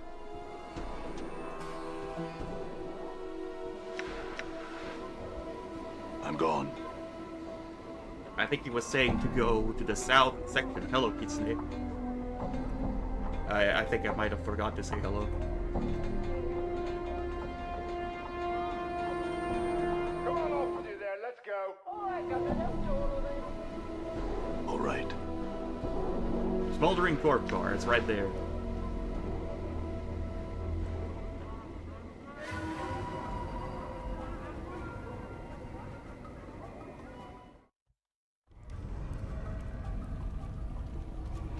Done.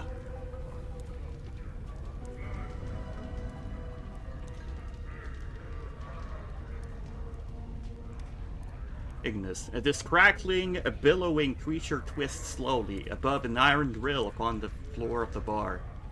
It may have once been human, but now its skin is charred beyond recognition. Streams of fire form a wreath around the creature's body, and the flames lick at the few remaining pockets of flesh, causing them to bubble and run like wax down the creature's skeletal frame. Greetings? The thing makes no response. It writhes slowly within the flame. It lives, but it does not seem aware of anything other than the fire that surrounds it. Its skin is flame, its heart is flame, and you know, within some shadowed corner of your memory, that this thing is dangerous. Examine the creature. The heat surrounding this creature is incredible. To your surprise, the iron grill the creature floats above has sagged and bent down from the heat. At first, you thought the heat came from the grill, but now you realize it emanates from the creature. As you watch, flecks of ash drift from a writhing corpse and flow slowly to the ceiling. Okay. I'm gone. Done.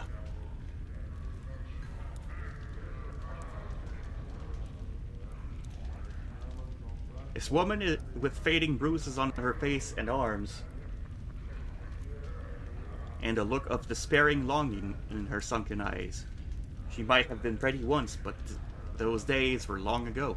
She turns slowly to face you. Life pours into her features, and the spark of sardonic light that dances in her eyes now makes you wonder if your eyes were deceiving you. Welcome to the Smoldering Corpse, card man.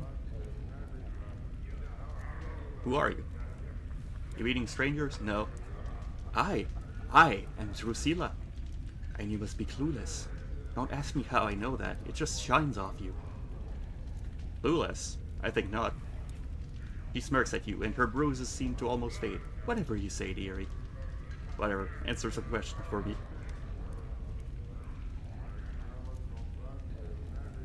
Oh, I know where Farod is.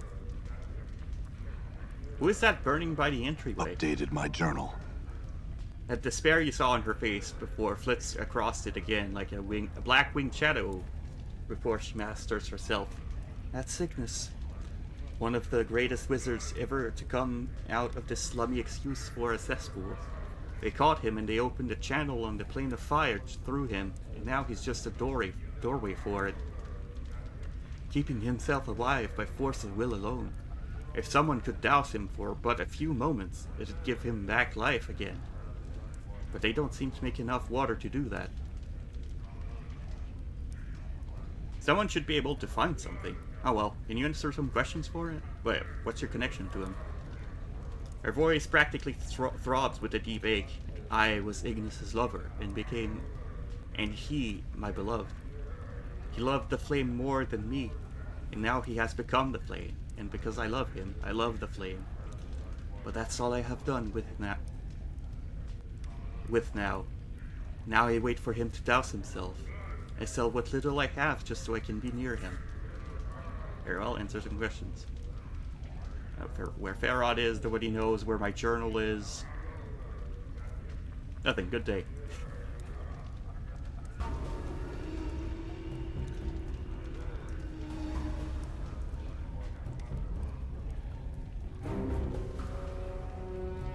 Get a decanter of endless water. You know, that's probably what the game is gonna make me do. Hey Panda, how goes it?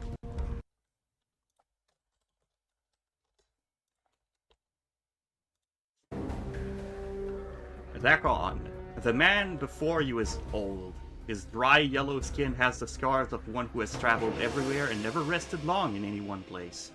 His pinched face is inhumanly angular, and his ears sweep out from his skull, tapering to points. He wears a loose-fitting orange tunic. Goku, is that you? And a strange, shimmering blade is strapped across his back. Well, now that can't be Goku. The blade looks to be a two-pronged glaive made of some metal whose surface swirls like a film of oil on a pond. Greetings. The man turns to you, his eyes like polished gold. He stares through you, and for a moment you wonder if he might be blind. The weapon suddenly turns a dead, flat black, mirroring the man's eyes. Are you alright? Hail, traveler. He says nothing for a moment, merely searches your face with his eyes. His voice is quiet and somber, like a wind whispering through the branches of a great tree. Hail. Your eyes have the weight of one who has traveled far to be in this place. The man meets your gaze, his eyes burrowing into yours. His weapon drains of its black color, resuming its shimmering you noticed before you spoke to him. You could say that. The man's gaze does not waver from you. I am known as Dakon. The emphasis he places on the word known strikes you as odd, yet familiar at the same time. You are not known to me. I do not know myself. That is for the best. In knowing yourself, it would be little in the plains worth knowing. He falls silent for a moment, studying you with his cold black eyes. I would know why you have come to this city. I'm looking for answers, and I have many questions. Your features are unfamiliar to me. What are you? A Gitsurai. A Gitsurai? A Gitsurai is one of the people. One of the people? A Gitsurai. Yes, but what are the Gitsurai exactly? Dakon is silent for a moment, then speaks. Our history does not need to be made known to you. We would bleed to death on a time's blade before I recited a fraction of the histories of our people.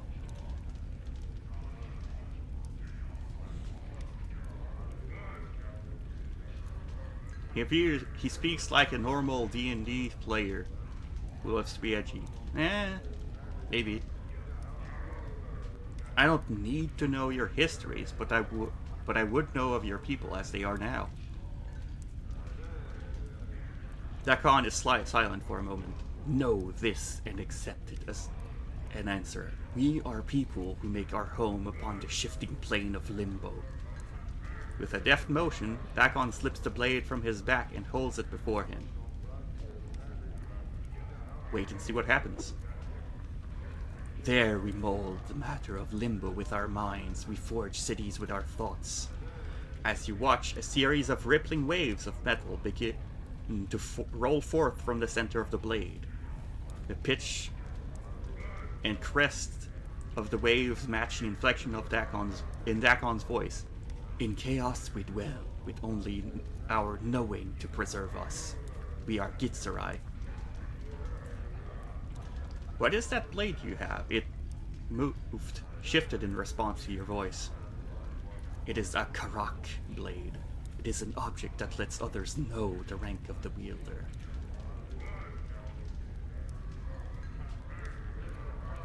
It's made of a strange metal. It's almost hypnotic the way it shifts back and forth. Dakon falls silent for a moment, as if searching for the correct words. In your tongue, the closest translation it is chaos matter. The people may shape it with their thoughts. Shape it with their thoughts? Karak is not shaped by heat but by knowing oneself. It is a mirror that reflects the will of the wielder on its surface and at its edge. When one knows themselves, the blade is strong, harder, and stronger than steel. When one does not know themselves, the blade is as water, formless and weak. What rank does the blade signify? The blade is a symbol carried by the Zerth. A Zerth is one who knows the words of Zerthamon. In knowing the words of Zerthamon, they know themselves. Zerthamon. Zerthamon founded our race. He knew the Gitzerai before they knew themselves. He defined the people. He gave them one mind. I see. I had other questions. You seem to place a special emphasis on knowing. What do you mean? All things, whether structure or flesh, their existence is defined by their knowing of themselves. And if a man does not know himself? When a man does not know himself, it is flawed. When a man is flawed, the man is flawed. When a mind is flawed, the man is flawed. When a man is flawed, that which he touches is flawed. Dakon pauses. It is said that what a flawed man sees, his hands made broken. Do you know yourself? Dakon falls silent. His cold black eyes take on the same distance that you noticed when you first spoke.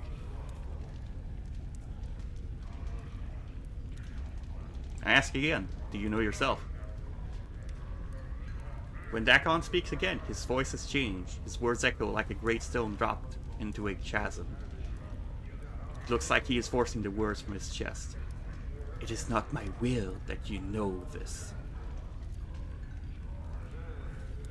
Never mind, I had some other questions. I know about the city, it told me about his blade. There's nothing more. As you turn to leave, the man speaks sharply. For the first time, you have heard his tone change since the conversation began. Hold.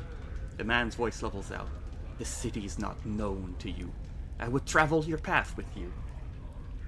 Except, an extra blade would be welcome. Your path is mine. Strangely enough, his voice seems distant, and it echoes as if he was speaking from across a great distance. Oh, we got a new party member. All right. Cool. He's a fighter/mage. And he has his own weapon.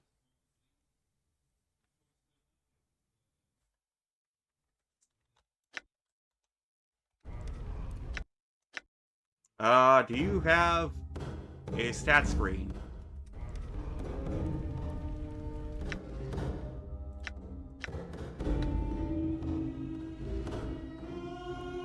He's a level 3 fighter. Okay, so he has not gained any experience since we didn't have them in our party. Is that Drow? No, he's not a Drow. He's a Gitzerai, as he was saying. He's lawful neutral. The skull is chaotic good. And I am true neutral.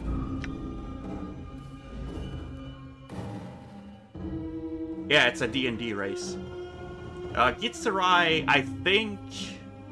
if you've played Baldur's Gate 3, the lady with the green skin is a Gitzerai.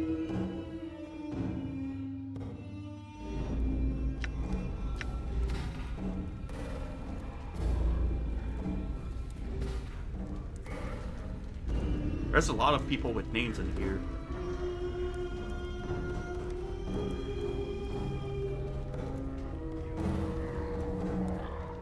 But I'm looking for just one at the moment. I'm looking for a July. So the barkeep can probably tell me. You see other skinned man with just a hint. Gitzerai and Githyanki are different somehow. You know, I do heard that, you know, now that I think about it, I think they're both, like, they're named different. Yeah, it's my mistake. It's not like Lae'zel, but it's probably similar. Like, knowing that they're called Gith in one way. One is magic and one is psionic. Ah, okay.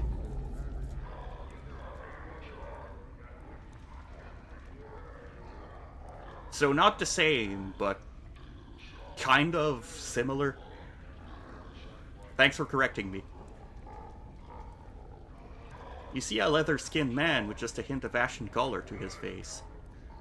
His teeth seem larger than normal, and his eyes are filled with the boredom. That comes with having seen too much. His voice is nasal and clipped. You again, eh? What do you want this time? You again? What do you mean? Yeah, you again. You got a hearing problem or something? Now? He wasn't here about 15 years ago, got all bubbled up, smashed up the place and left a pile of coin that wasn't enough to pay for the damages. So you plucked out your own bleeding eyeballs and tell me you'll be back to reclaim it when you got 200 coins together. With 15 years of interest, you got about 500 coins. You got the Jing Pal and I got your eye. 500? Alright, here. It's a deal. He produces a darkened, wax-stoppered, white-mouth bottle from his pocket. You hear the sound of liquid sloshing around inside it, along with a heavier, squishier nose. Opening it, the stench of some sort of preservative agent nearly makes you gag. Floating in the viscid muck is an eyeball. You'd better figure out what you want to do with that. Now you've exposed it to the air, you might as well put that pickled egg in the jar for all the good it'll do to you. Make up your mind, Cutter. Pickled egg or not.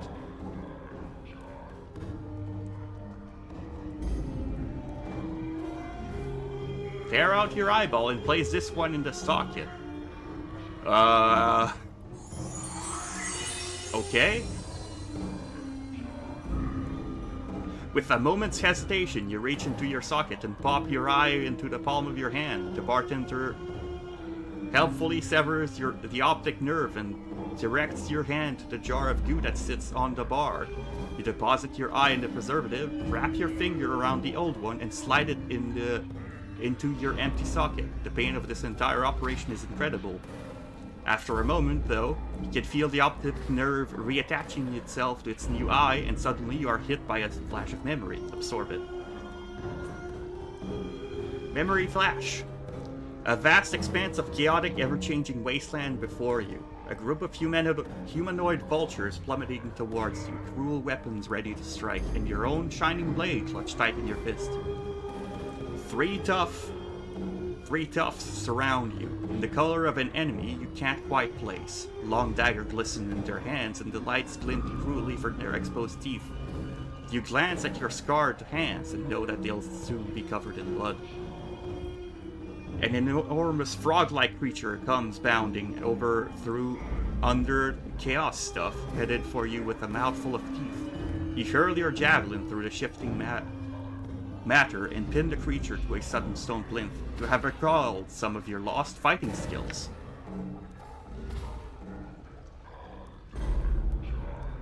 Ask more question of Barkus. I got proficiency points increased permanently. Cool. So if I dare to do stuff to my body, I will gain rewards.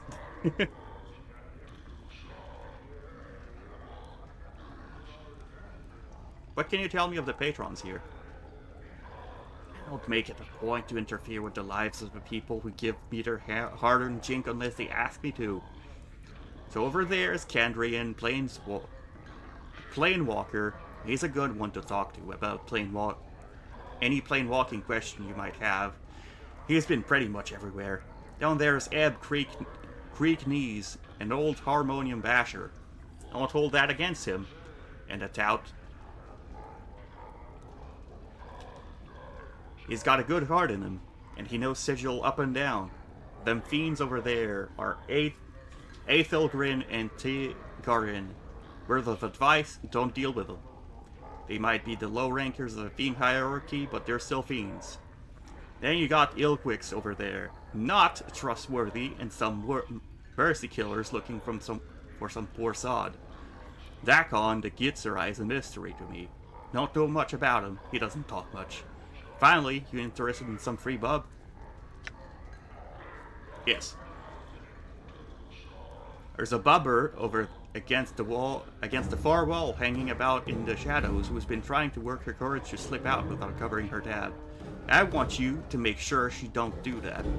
You do it, you got bub here for free. You got free bub here for life.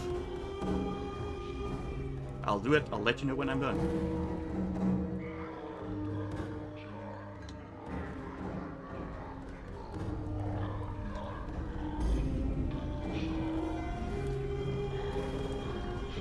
Reddit said that if you want to learn more about Git Yankee versus Git Sarai, you should play the game and have Dakon in your party. Well, I have Dakon in my party. I should probably do the party conversation thing. You see someone dressed as a female dustman with a half-empty glass in her hand. As you near her, she calls out to you. You, over here. You notice there's something wrong about her, and your exposure to the dustman leads you to believe she's too lively to be a real member of the faction. Hey, Cutter. Buy a lady a drink?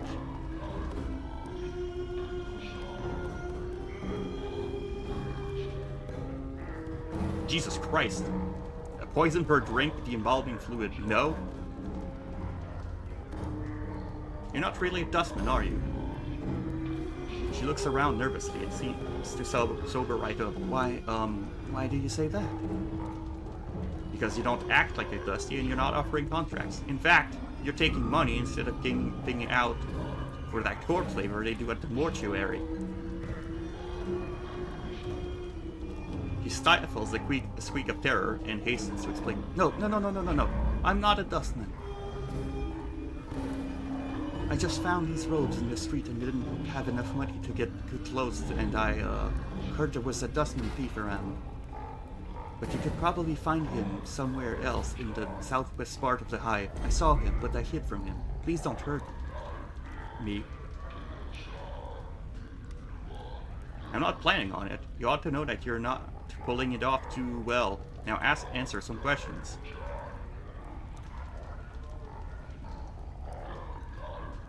You're true neutral. Do that, and one good deed you'll equal out. No. Marcus says it's time for you to settle your tab. Pay up.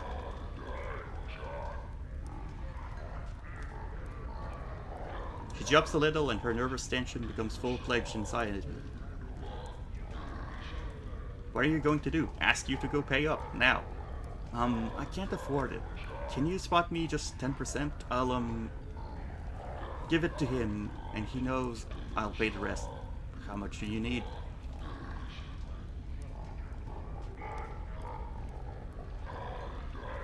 I think I need about 100 coins to get started on the debt.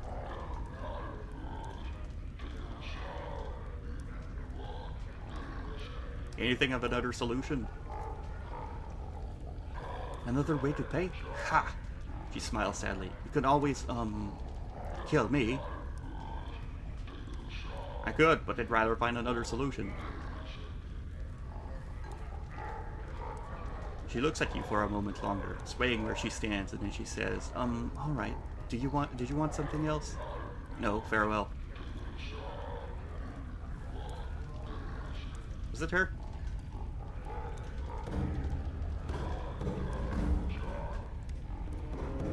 I'm at 9 health. Oh, right, because I ripped my eye out. That probably did some damage to me.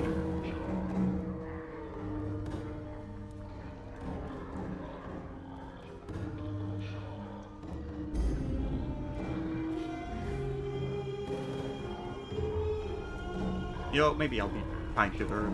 Don't plan on using the surplus of money I have.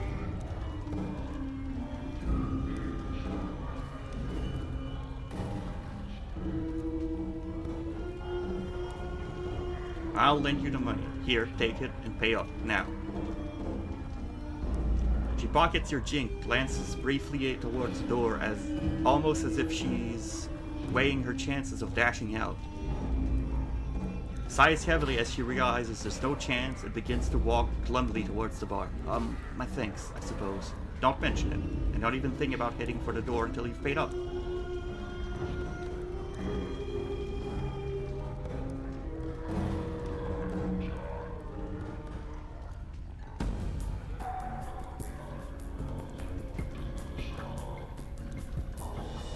Someone's called O.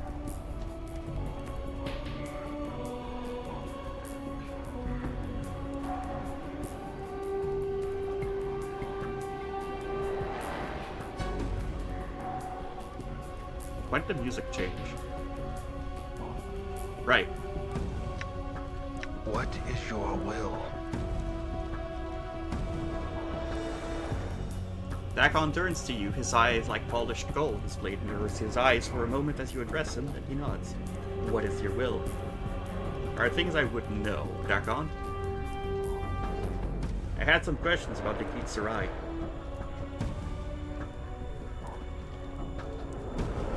Okay, I have already asked these three things. I have some questions about the Kitsurai language. Can you teach me in the ways in which your people speak? Know that the speech of the people has its foundation in history.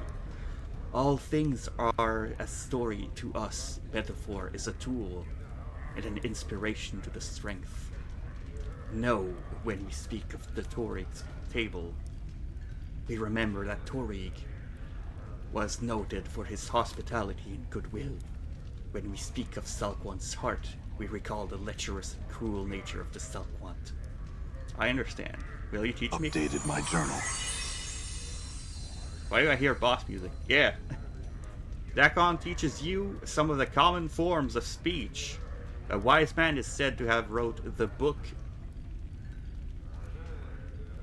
of the Anarch, while to accuse another of treason is to remember Vilquar's eye. It is said of generous people that their cupboards are bare. Common greetings include Hail, Swordringer, and Zurchai's kin bow to you, to which one should respond, and the traveler is pleased. Dakon is a skilled teacher, and with his instructions you feel capable of exchanging proper greetings with other Kitsurai. Interesting.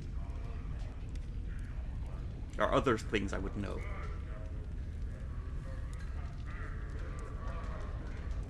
I've seen everything in here.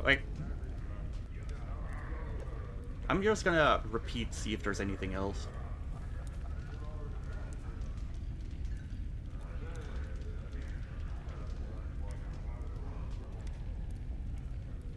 Other travels. What can you tell me about the city of Sigil? It is known by the name Sigil. Among the people, it is known that the city does not know itself. It doesn't know itself? What do you mean? The city exists, but it does not know itself. In not knowing itself, its existence is flawed. How is it flawed? The city exists in opposition to itself. It has set itself apart from the plains, yet it seeks to be everywhere at once. Its walls are doors, yet it keeps these doors locked. Such an existence tells of a thing that does not know itself. In not knowing itself, it is flawed.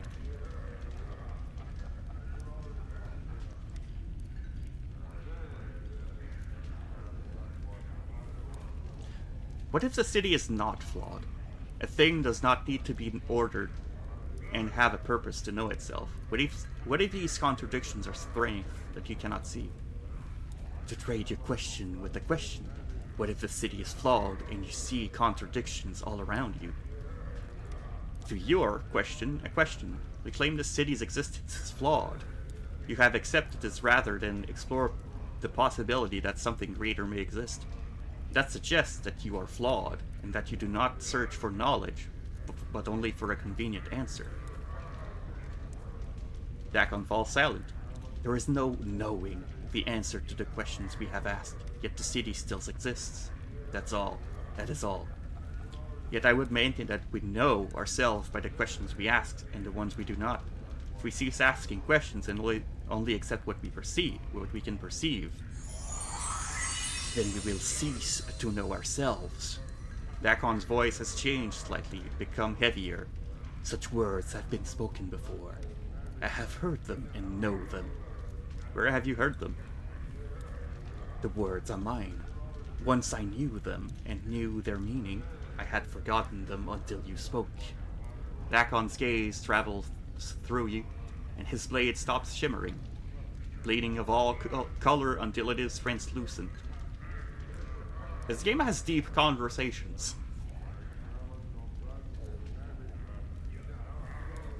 Dakon, how is it I know your words? I spoke the words, but they do not belong to me. Others may know them, but for the knowing it lies within all things. Human call it wisdom. He's telling me I have a high wisdom stat, which I do. Because wisdom is the most important stat in this game, and it increases your experience gain. Very well. There are other things I would know. Travels. You know of a man named Parod? That one is not known to me. Other questions about their travels. I had lost a journal. He does not know where it is.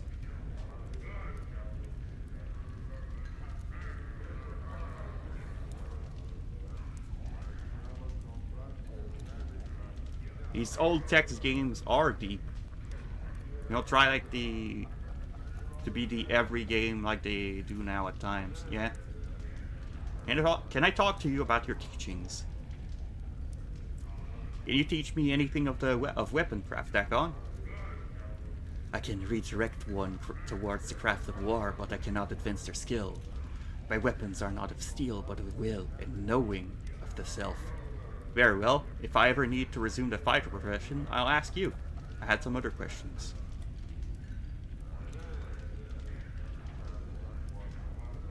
Can you teach me anything of the art, Dakon? Know that I am not a teacher in this, but know that I may serve as a guide. I do not know how humans come to be versed in the art. But when you learn the art, return, ask again. I'll ask again when I'm a mage. And then in the meantime, I had some other questions. So, he lets me switch between mage and fighter classes, I guess. Used to be that writers could go hard in a game and not stress the voice acting. Yeah.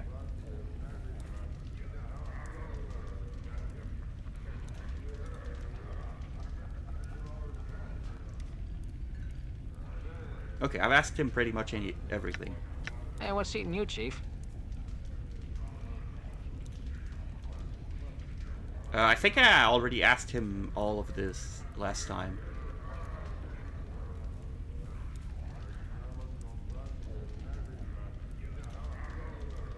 Yeah, I remember this.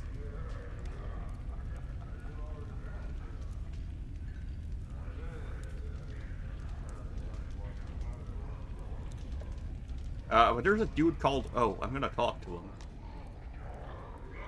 You see a man standing stock still. He isn't moving a muscle. On closer examination, it appears that he isn't even breathing, just standing still. His eye sockets are empty holes in his face. Contained within their bounds is a flat gray light that seems to dance with possibility. Looking into the sockets, the eerie, empty feeling of a limitless void shivers through you, as if you had gazed into a sliver of eternity. The head turns slowly, swivel towards you. You notice that no muscles appear to move under the skin as he turns. And he speaks in a pure bell-like tone. Well met, wanderer. You have forgotten again, haven't you? Do you know me, stranger? As he opens his mouth, you get the feeling of eternity again. Inside his mouth, you see no tongue, no teeth. It's almost as if this man were a shell of a surrounding an illimitable expanse. I have spoken with you before, and you always forget. Your endless quest to discover yourself ends always in your amnesia. You draw close to the truth and recoil. Let us hope that you have the strength to endure your existence. What do you know of me? How do you know this? I know that you, like a fly, rise up from the wreckage of your old shell, buzz about for a time, and curl up and die at the window of truth. You bumble about the pain, seeking delight without any plan to your actions. and fall exhausted when you fail. You alight on others to feed from them for a time, and move on with no regard to them. I have watched you come here and listen to your words and watched you move away with no wiser. Will you learn from your mistakes, Seeker?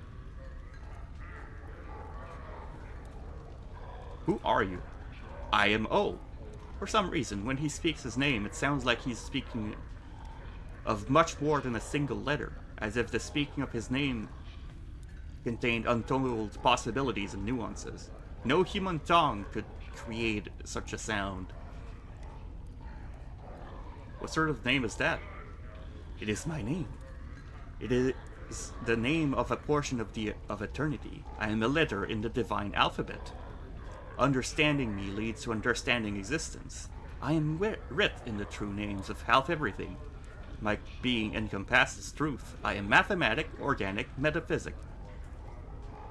So what does that mean? The divine alphabet is writ in the name of everything that exists. From the seed at the heart of the elemental planes to the core of the great beyond. My brothers, sisters, a single word translates into the two in your mind, and I reach across all that is, or was, or ever shall be. We are thought in reality, and concept in the unimaginable. Early Johannes.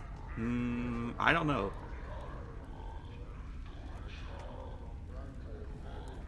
Then that means you know all the secrets of the existence, doesn't it?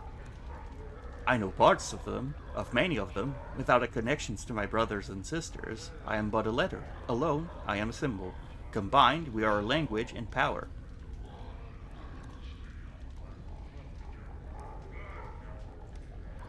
So you don't know the secrets of existence? I did not say that.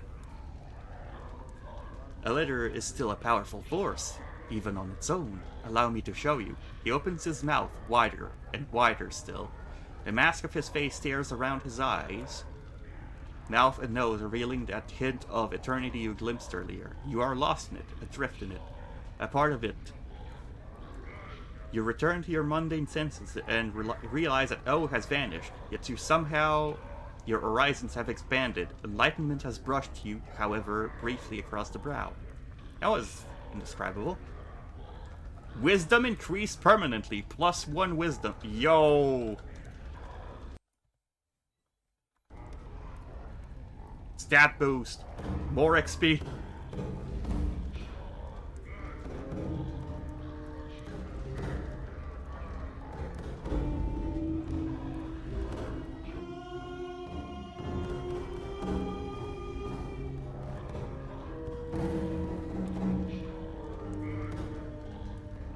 You won't be having trouble with Pokai again.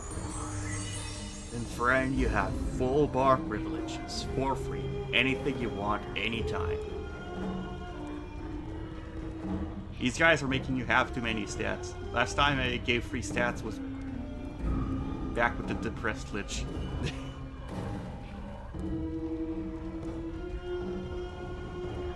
I too can unhinge my jaw. That was been a pretty big tab she ran up. You don't know the half of it. You want a drink now? Set me up.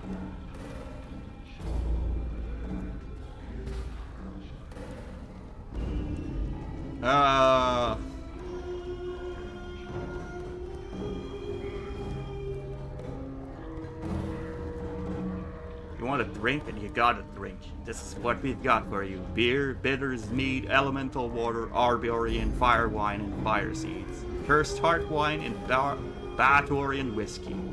What'll it be?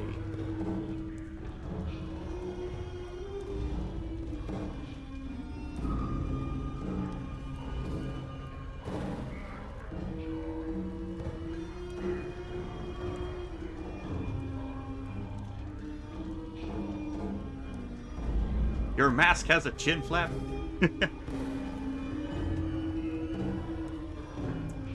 It won't be water.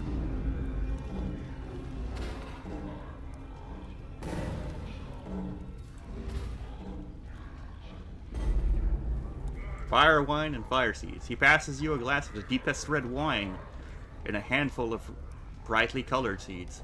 Sticks the seeds in your mouth, he advises, and take a swig of the wine. Don't be surprised when the seeds catch fire.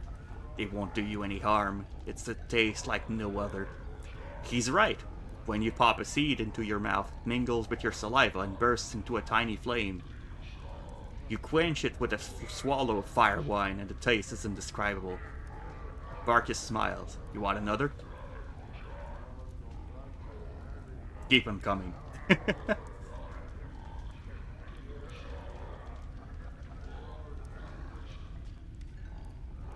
Information.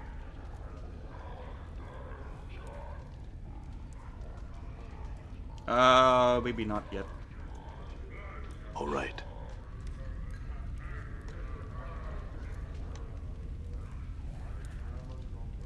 Alright, I'm still looking for July. Around the streets outside of the bar. Okay, maybe it's not in the bar then. But outside. I'm gone. And there's still hive thugs around, but there's 3 of us now. Yeah? Good as done.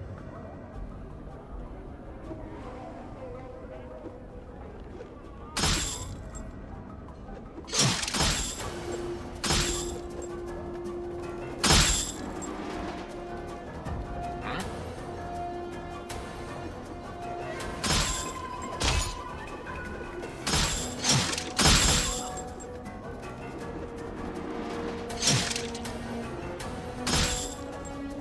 I'm gone.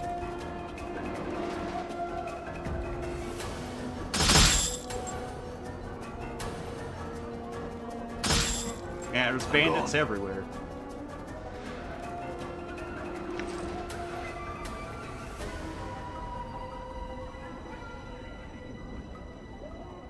Alright, July.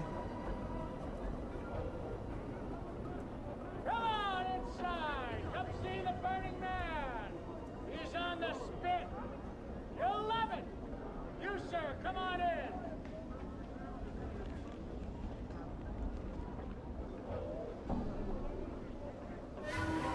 God damn it.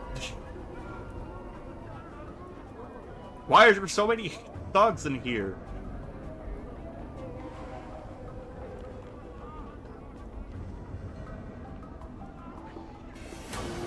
Ah, there's the guy. We'll talk to him with the combat music on. You see a thin man with stained clothes, a hooked nose, and 2 stubbly horns jutting from his forehead. He's stumbling about and muttering to himself. He thinks of brine, vomit, and cheap wine.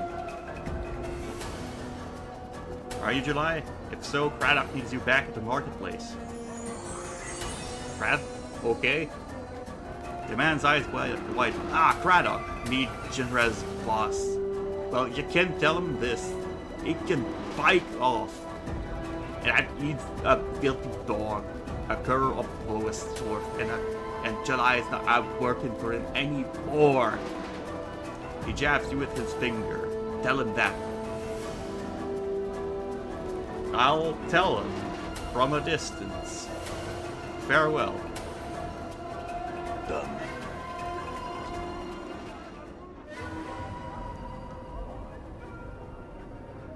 Alright, you're one of them that ran away.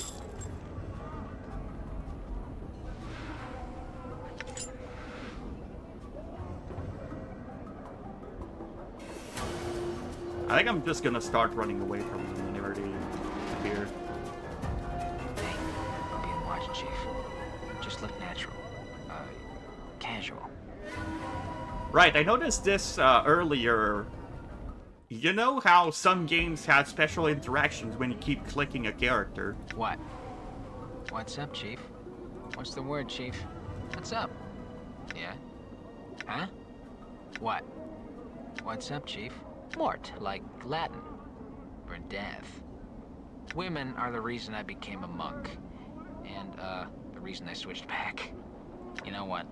We should get some female zombies to join this party, right, Chief? You know, if I could click you, you wouldn't know a moment's peace. What's up? Endure. I hear your words. I will hear you. Balance in all things. It is I. Endure. I hear your words. I will hear you. Balance in all things. Your reasons for your incessant clicking are not known to me. The flesh knows that it suffers. On the blasted plains, Zerthamon told Gith that there cannot be two skies. Zerths are those that know the words of Zerthamon. Endure. In enduring, grow strong. All right.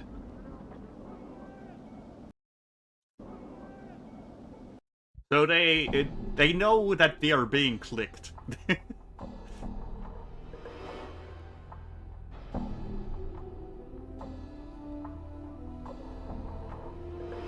Right, now I have to go back to Craddock, which I think is... no, it's not over here.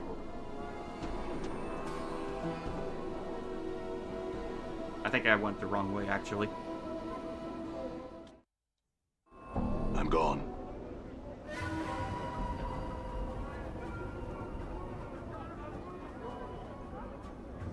I'm glad I at least regenerate some health. Done. When I'm going around.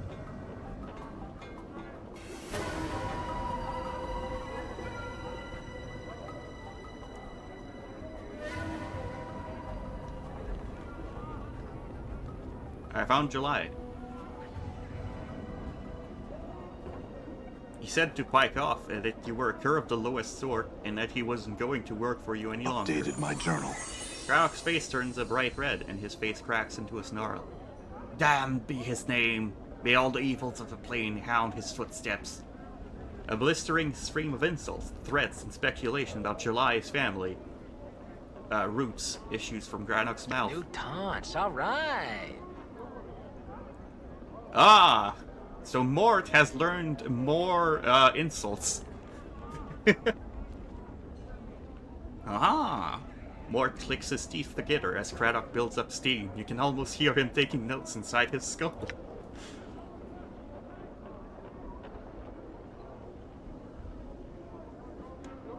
You know, I could fill in for him if you need help. Craddock studies you for a moment. Yeah? Ha! You couldn't. He suddenly falls silent. Well, mayhap you can. It's hard work and there's no drinking on my watch. Understood. Let's get started. Their work is long, but at the end of a shift you are not the least bit tired. Craddock grunts as you return. You did well enough.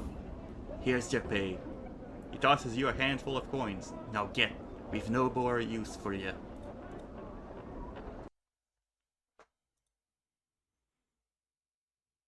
And I've delivered my message. I've helped Craddock with whatever he had to do.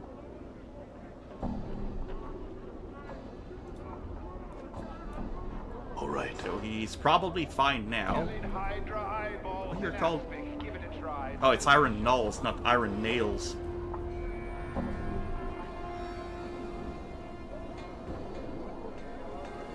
Then copper. Yeah, well, I didn't do this for, like, the big pay.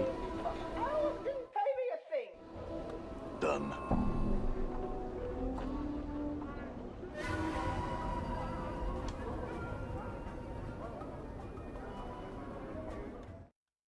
Can't find any daters.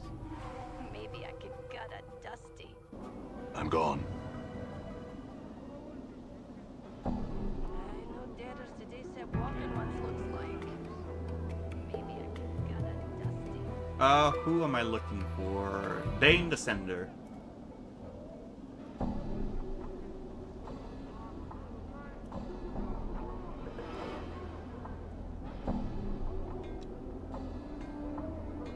Which I think was on this map.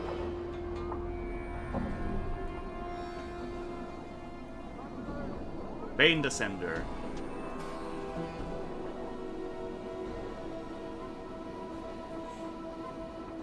You see Bane Descender. As you approach, he looks at you hopefully.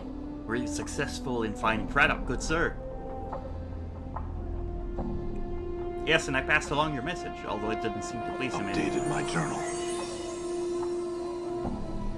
Bane doesn't seem to have heard any word after yes, for he smiles and heaves a sigh of relief.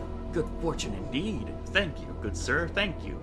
He reaches into his robe and pulls forth a handful of coppers, which he counts out, then hands to you. 30 commons for delivering a message, eh? Fair enough. Oh, more than fair, good sir, more than fair. I can say without hesitation that there is no finer professional sigil than that of a runner for the House of Cinders. I'll keep that in mind. Farewell, Bane. Slow Sigil day it is. So we completed a side quest. An experienced planewalker. Oh, yeah, there was a planewalker at the other bar that we left that had the guy that gave us wisdom.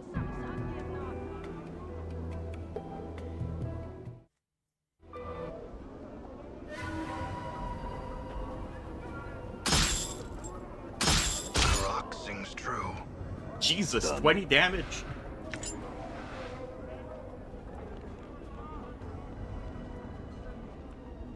Just got murdered.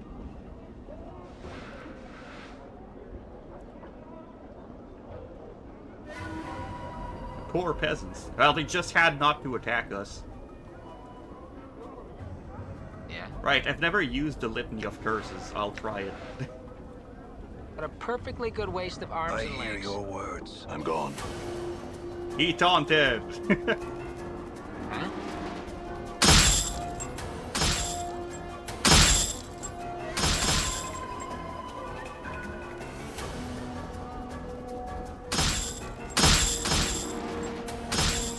All right.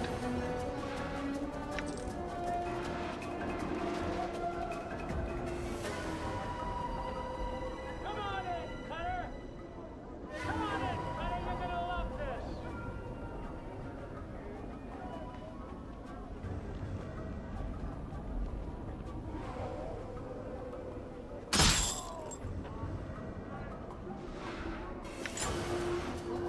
Oh look, we found another thug.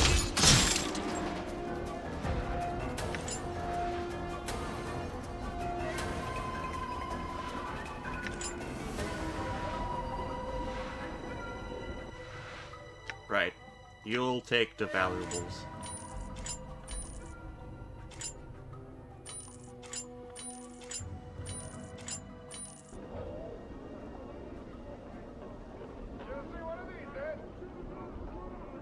Done.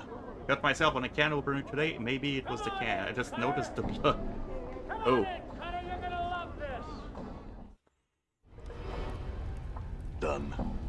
Yeah, careful. Those opened cans are sharp.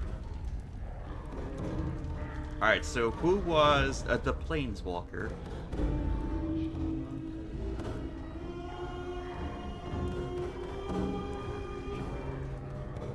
Oh, he's not gonna tell me who it is again. Maybe it was Ilquix?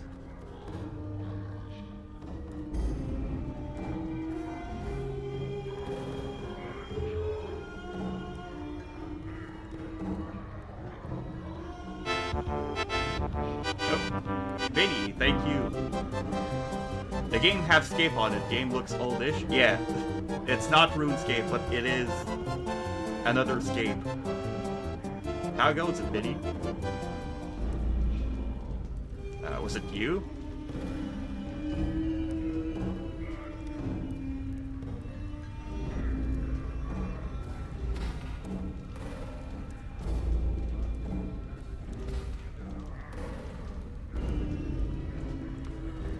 You see a trim, muscular man, dressed in clothing that is comparatively drab and mundane and compared to most of the outfits you'd seen in the city. He carries himself with an air of supercilious arrogance. He also looks dramatically out of place here. What do you want? He asked. Who are the patrons of this tavern? I have met only elderly Ebb Creekness, who has been instructing me in the ways of the city and the plains. My foe's spell must have catapulted us across the world, and you do not know, and I know of no plains near our former location.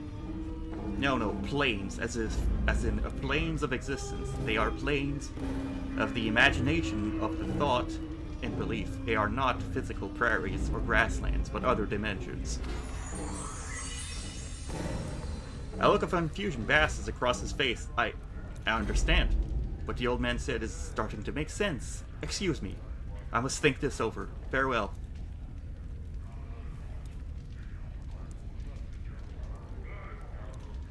Okay, so Ebb Creek something.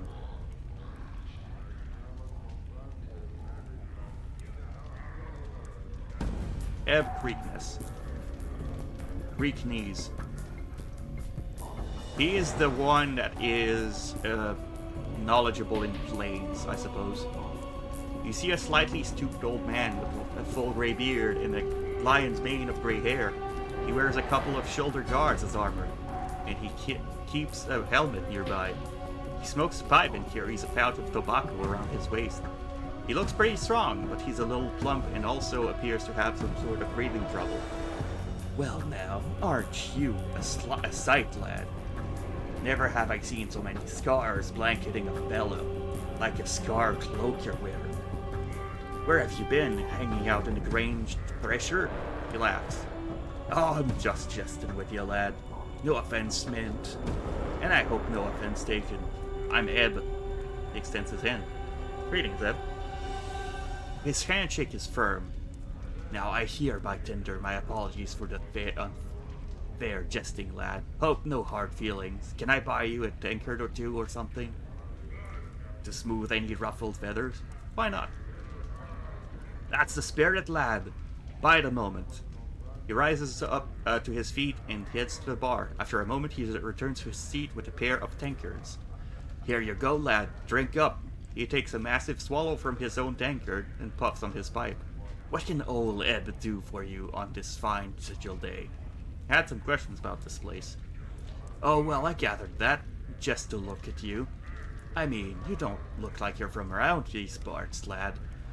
You look like a little too out of sorts to be a seasoned native. Ebb chuckles and takes another drink. So what can I help you with, lad? You need to know the lay of the land? Yes, tell me how the city and its environs work. Ebb laughs loudly. You don't think small, do you? If you want to know what's outside the city, go talk to Condria Nilborn over there. He's the traveler of this place. As for the rest of it, I can tell you of the lady, the Dabus, the keys and portals, and how we keep track of time. The way the city's laid out. What is it you wanted to know?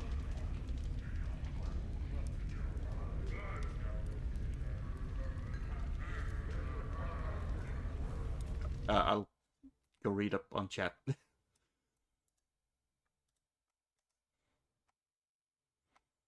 Won't be last. Yeah, I will escape at some point. Notice the escape part.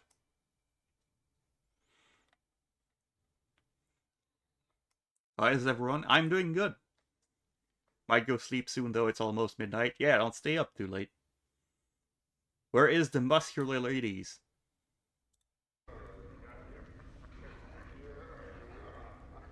I'm playing an old game, so they don't exist.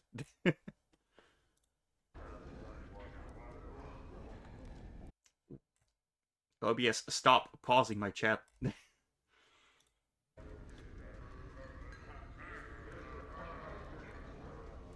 Tell me of the keys and portals.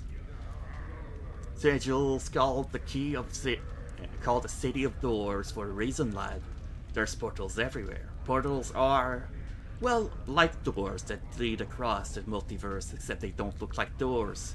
Instead, they can be any bounded space, window, door, pothole, picture frame, barrel, hoop. The spaces inside scaffolding, a wardrobe, each could be a portal, waiting for the right key to open it and take you someplace in the multiverse. Now, keys. Go on. Each portal has a key you need to open it. Now, while portals can be bounded, any bounded space, keys have more variety. They can be anything from a little tune you hum when next to the portal, to dancing a jig, to being in the right mood, to having a piece of the place you want to go in your hand, and on and on. In my youth, I once convinced a girl that kissing a man beside it could open a portal to Arcadia. Turned out I was right, and many trips to Arcadia did we have. Many portals probably never have been found. There's some you can uncover just by asking people and getting the right key. Finding out the dark of a portal is the toughest part. But I warn you, lad, portal hopping shouldn't be a pastime for a fella in your way. Nor should you be wandering Sigil after dark neither. You'd best stick to the main ways, then open an open peak and watch yourself.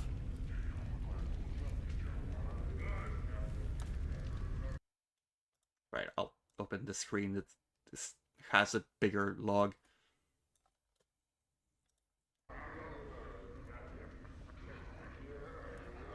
Sigil prep for sailing. No, I'm not ready for sailing either.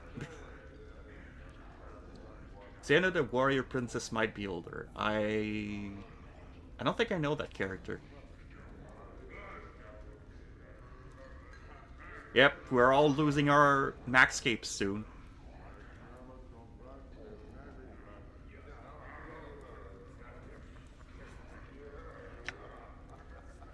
Had some other questions about Sigil. The city's layout. Ooh, let me wet my tongue. He takes a pull from his tankard. The city floats above an infinitely tall spire. The spire. It lies on its side like a discarded wagon wheel, but there's no spokes that connect it to the spire. It's divided into 6 wards, each of them with its own function. Right now, you're in the hive. I think the purpose of the hive is to be the squalor for the rest of the city's grandeur. He laughs. Factions, philosophical clubs, or gangs, if you prefer, divide the running of the city between them. She is from a big TV show. Ah, I don't watch much TV. Kind of like Wonder Woman, but she is in Hercules, I think. Okay. It was before you were born. Yeah, but there's things that were from before I was born that I know about.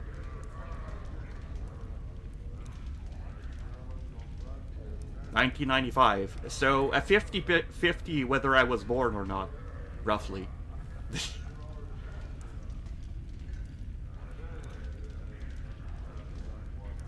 Were you in a faction? Eb raises his hand as if to stop you and laughs slightly. Oh, now hold on, lad. I'm no has-been faction member. They say, and they're right, that once you're in the Harmonium, you're a Harmonium for life. We're like the Bloods that try to make sure Sigil stays out of trouble. No rocking the spire, no folks getting too enthusiastic about hurting each other, keeping the city down to a low roar. We try and keep the peace, lad. And most times, we do a good job. Are there questions about Sigil? Tell me of Sigil's time. The way we measure time in Sigil is by the brightest of the sky. See, we haven't got sun and moon like most worlds. We just got this everlasting haze that brightens and darkens as regular cycles. What most folks call midnight, we call it anti-peak. What they call noon, we call it peak. See? It's based on the peak and anti-peak of the brightness. So when someone says something about 5 hours past peak, that's what they mean.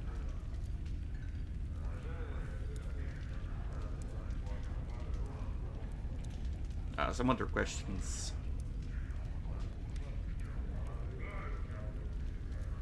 You know someone named Farad? Farad? Ed frowned, sticking the pipe from his mouth. Now, lad, what do you be wanting from a bird like Farad? I think he stole some of my belongings. Oh, no doubt, lad, no doubt. Eb grumbles, chewing on his pipe.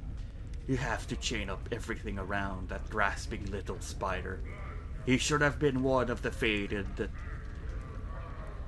the way anything not chained down slips into his collar. Don't give him a yard or he'll take a league, eh? What do you know about him?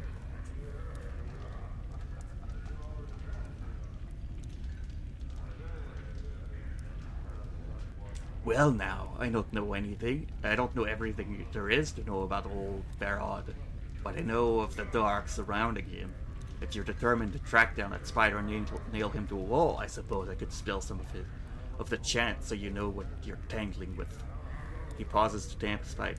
Farod dug his nest deep into Ragpicker Square not too long ago. Got a bunch of collectors and gangs together and started what one could almost consider a collection faction. Be that as it may be. Where can I find him?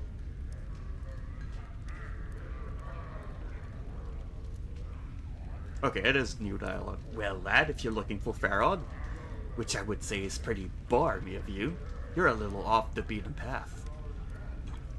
You want to be finding Ragpicker Square.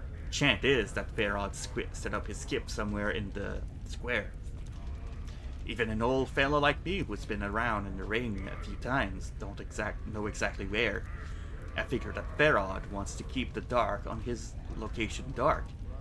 If you're all bound and determined to find Farod, go to Ragpicker Square and dig up about Farod's location from some of the locals. Try and be careful about it, since there's plenty in the square that would make a gut harp out of you as soon as look at you.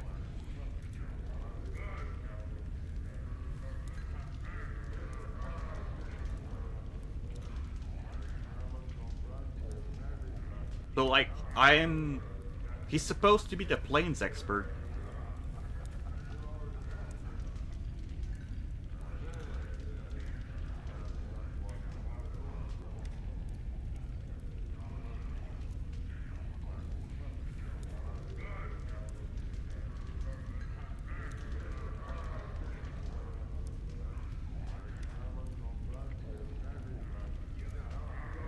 Alright, well, I don't know.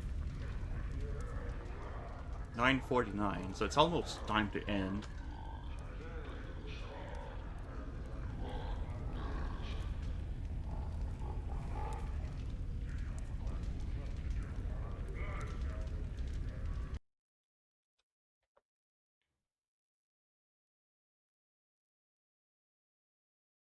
Find an experienced planeswalker, perhaps he could guide her home. Yeah, Isn't Ebb a planeswalker?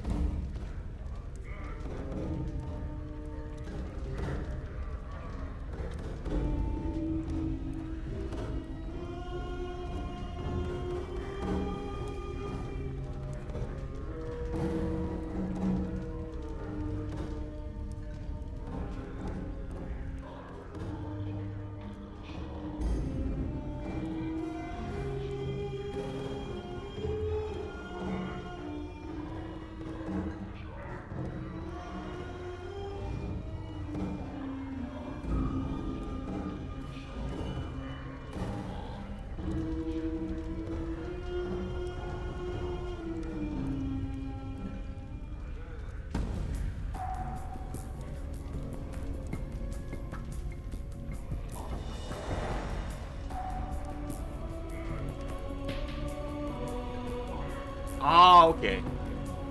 I think I found him. You see a soft-looking man with gentle, far-staring eyes. He dresses in supple leather clothing and carries various implements to use and destruction about his body, such as ropes, spikes, tinderboxes, and empty vials of air. He looks half-gone, literally. There's an insubstantiality to his existence, as if his essence had been partially leached away. He focuses those eyes on you, and suddenly you find them gripping and determined. Greetings to you, old seeker. Greetings. He carefully sets down the mug he's holding and gives you all his attention. I have seen the far reaches of the multiverse and returned to tell the tale. I have walked upon the bodies of the gods that spun moonbeams in the astral ahead of 1,000 shrieking Githyanki knights. There's Githyanki, which is different from Gitsarai. I have passed the edges of existence and watched my essence shiver away before me. What is it I can do for you? I had some questions for you. Perhaps I have answers for you. I shall tell you. I met a woman named Ingress with very bad teeth. She said she had come through a portal from some world that opened by a tune near 2 crossed trees. Can you get her home? He pauses briefly, thinking. I know of the portal you speak, though. Though I have not traveled it in 30 years gone, I will take her home, Seeker. Go, tell her to await my arrival. Then meet me back here, and I will tell you if I was successful or not. Thanks, farewell. Updated my journal. I'm gone. Updated my journal. I'm gone. So I have passive regeneration. I wonder if Dakon has that passive regeneration. As a non-undead. Done. Oh, Sigil did it. I know that Mort doesn't.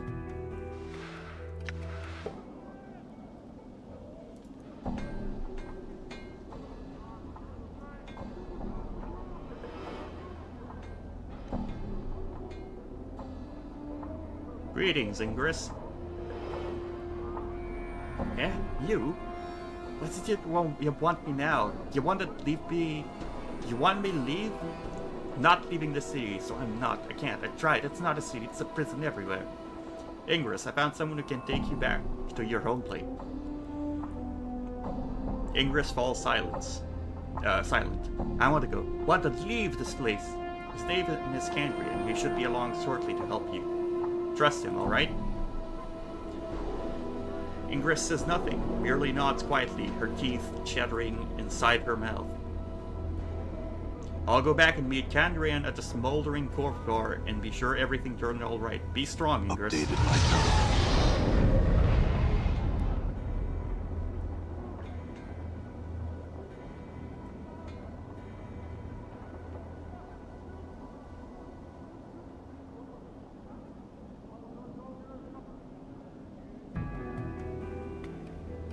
But yeah, I'm keeping junk in my inventory now because I had a hint where there is a portal that will open if I have junk in my inventory. It is the key to one of the portals, as they were saying.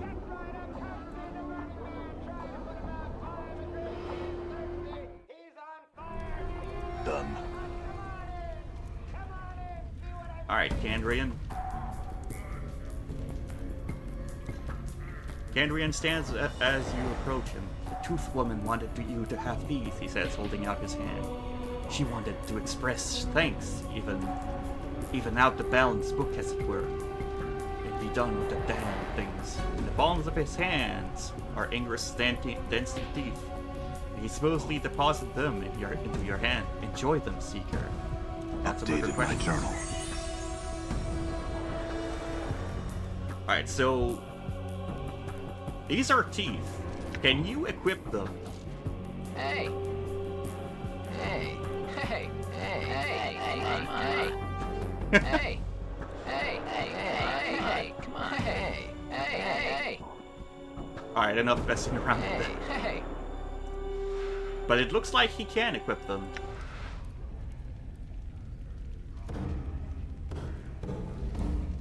Hold on. Hey. Does 1 to 3.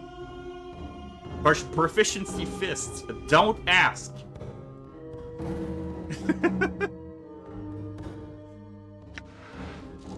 Hey. And this is 1 to 6 crushing. Hey.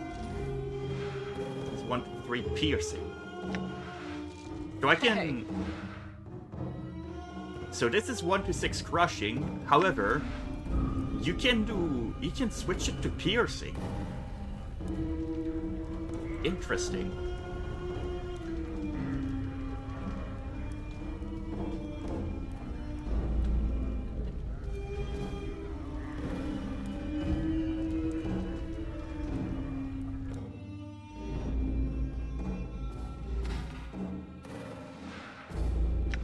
You're a fighter mage. Can you equip that? You certainly can. It doesn't seem to do anything, though. This ceremonial armor is the symbol of Azurth. I will not part with it.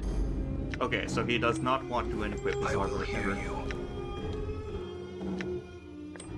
And I can't equip that yet, because that's magic armor. Well, that's a magic item, usable only by mages. Which I will unlock at some point, I don't know when. Done.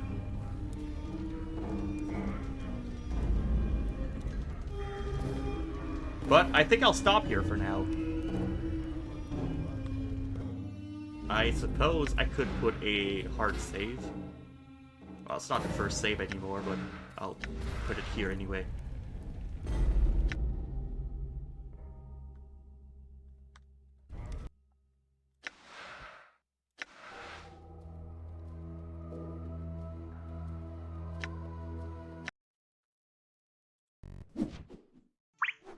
Well, yeah, thank you for stopping by the stream. I have been enjoying this game so far.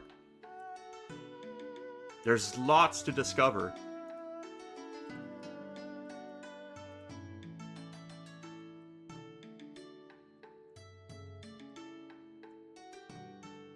And it's got depth as well. Like, depth in whatever conversation you can find.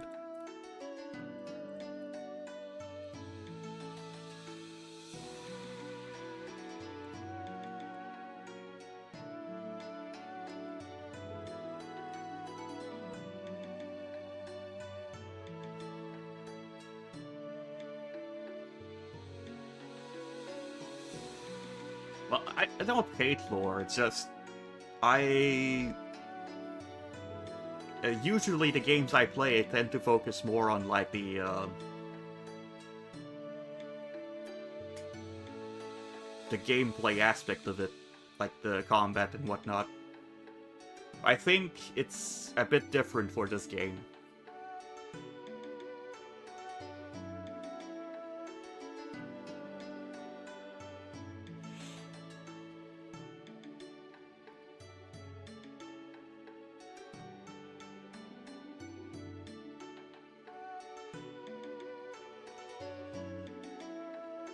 Let's see who I could raid tonight.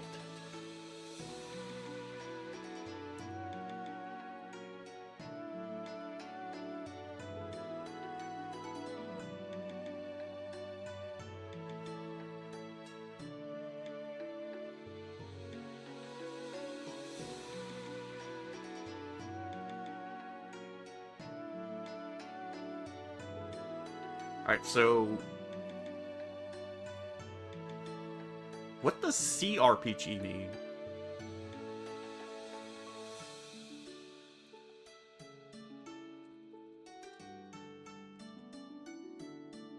Computer role-playing game. Ah, okay.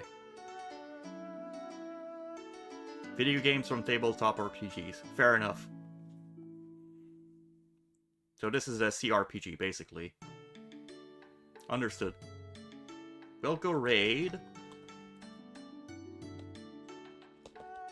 And I'll give you the raid messages. Everyone can use the first one.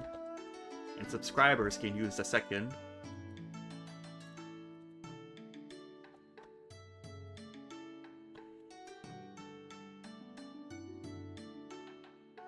And we'll go see...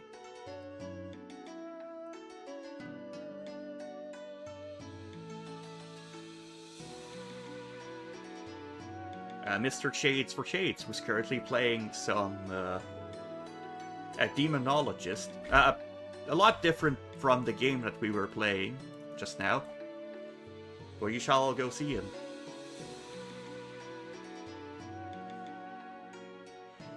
But yeah, thank you everyone for stopping by today's stream. My next one will be on Sunday.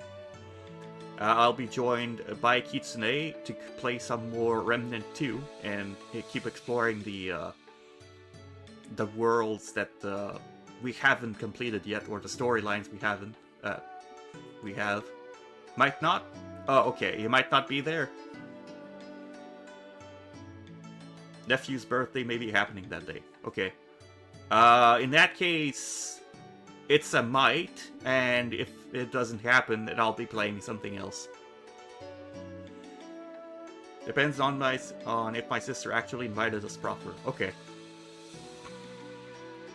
Well, we'll see once we're at Sunday. I hope you all have a good rest of the day and a good night if you're going to sleep. And I hope I can see you all next time. Bye bye.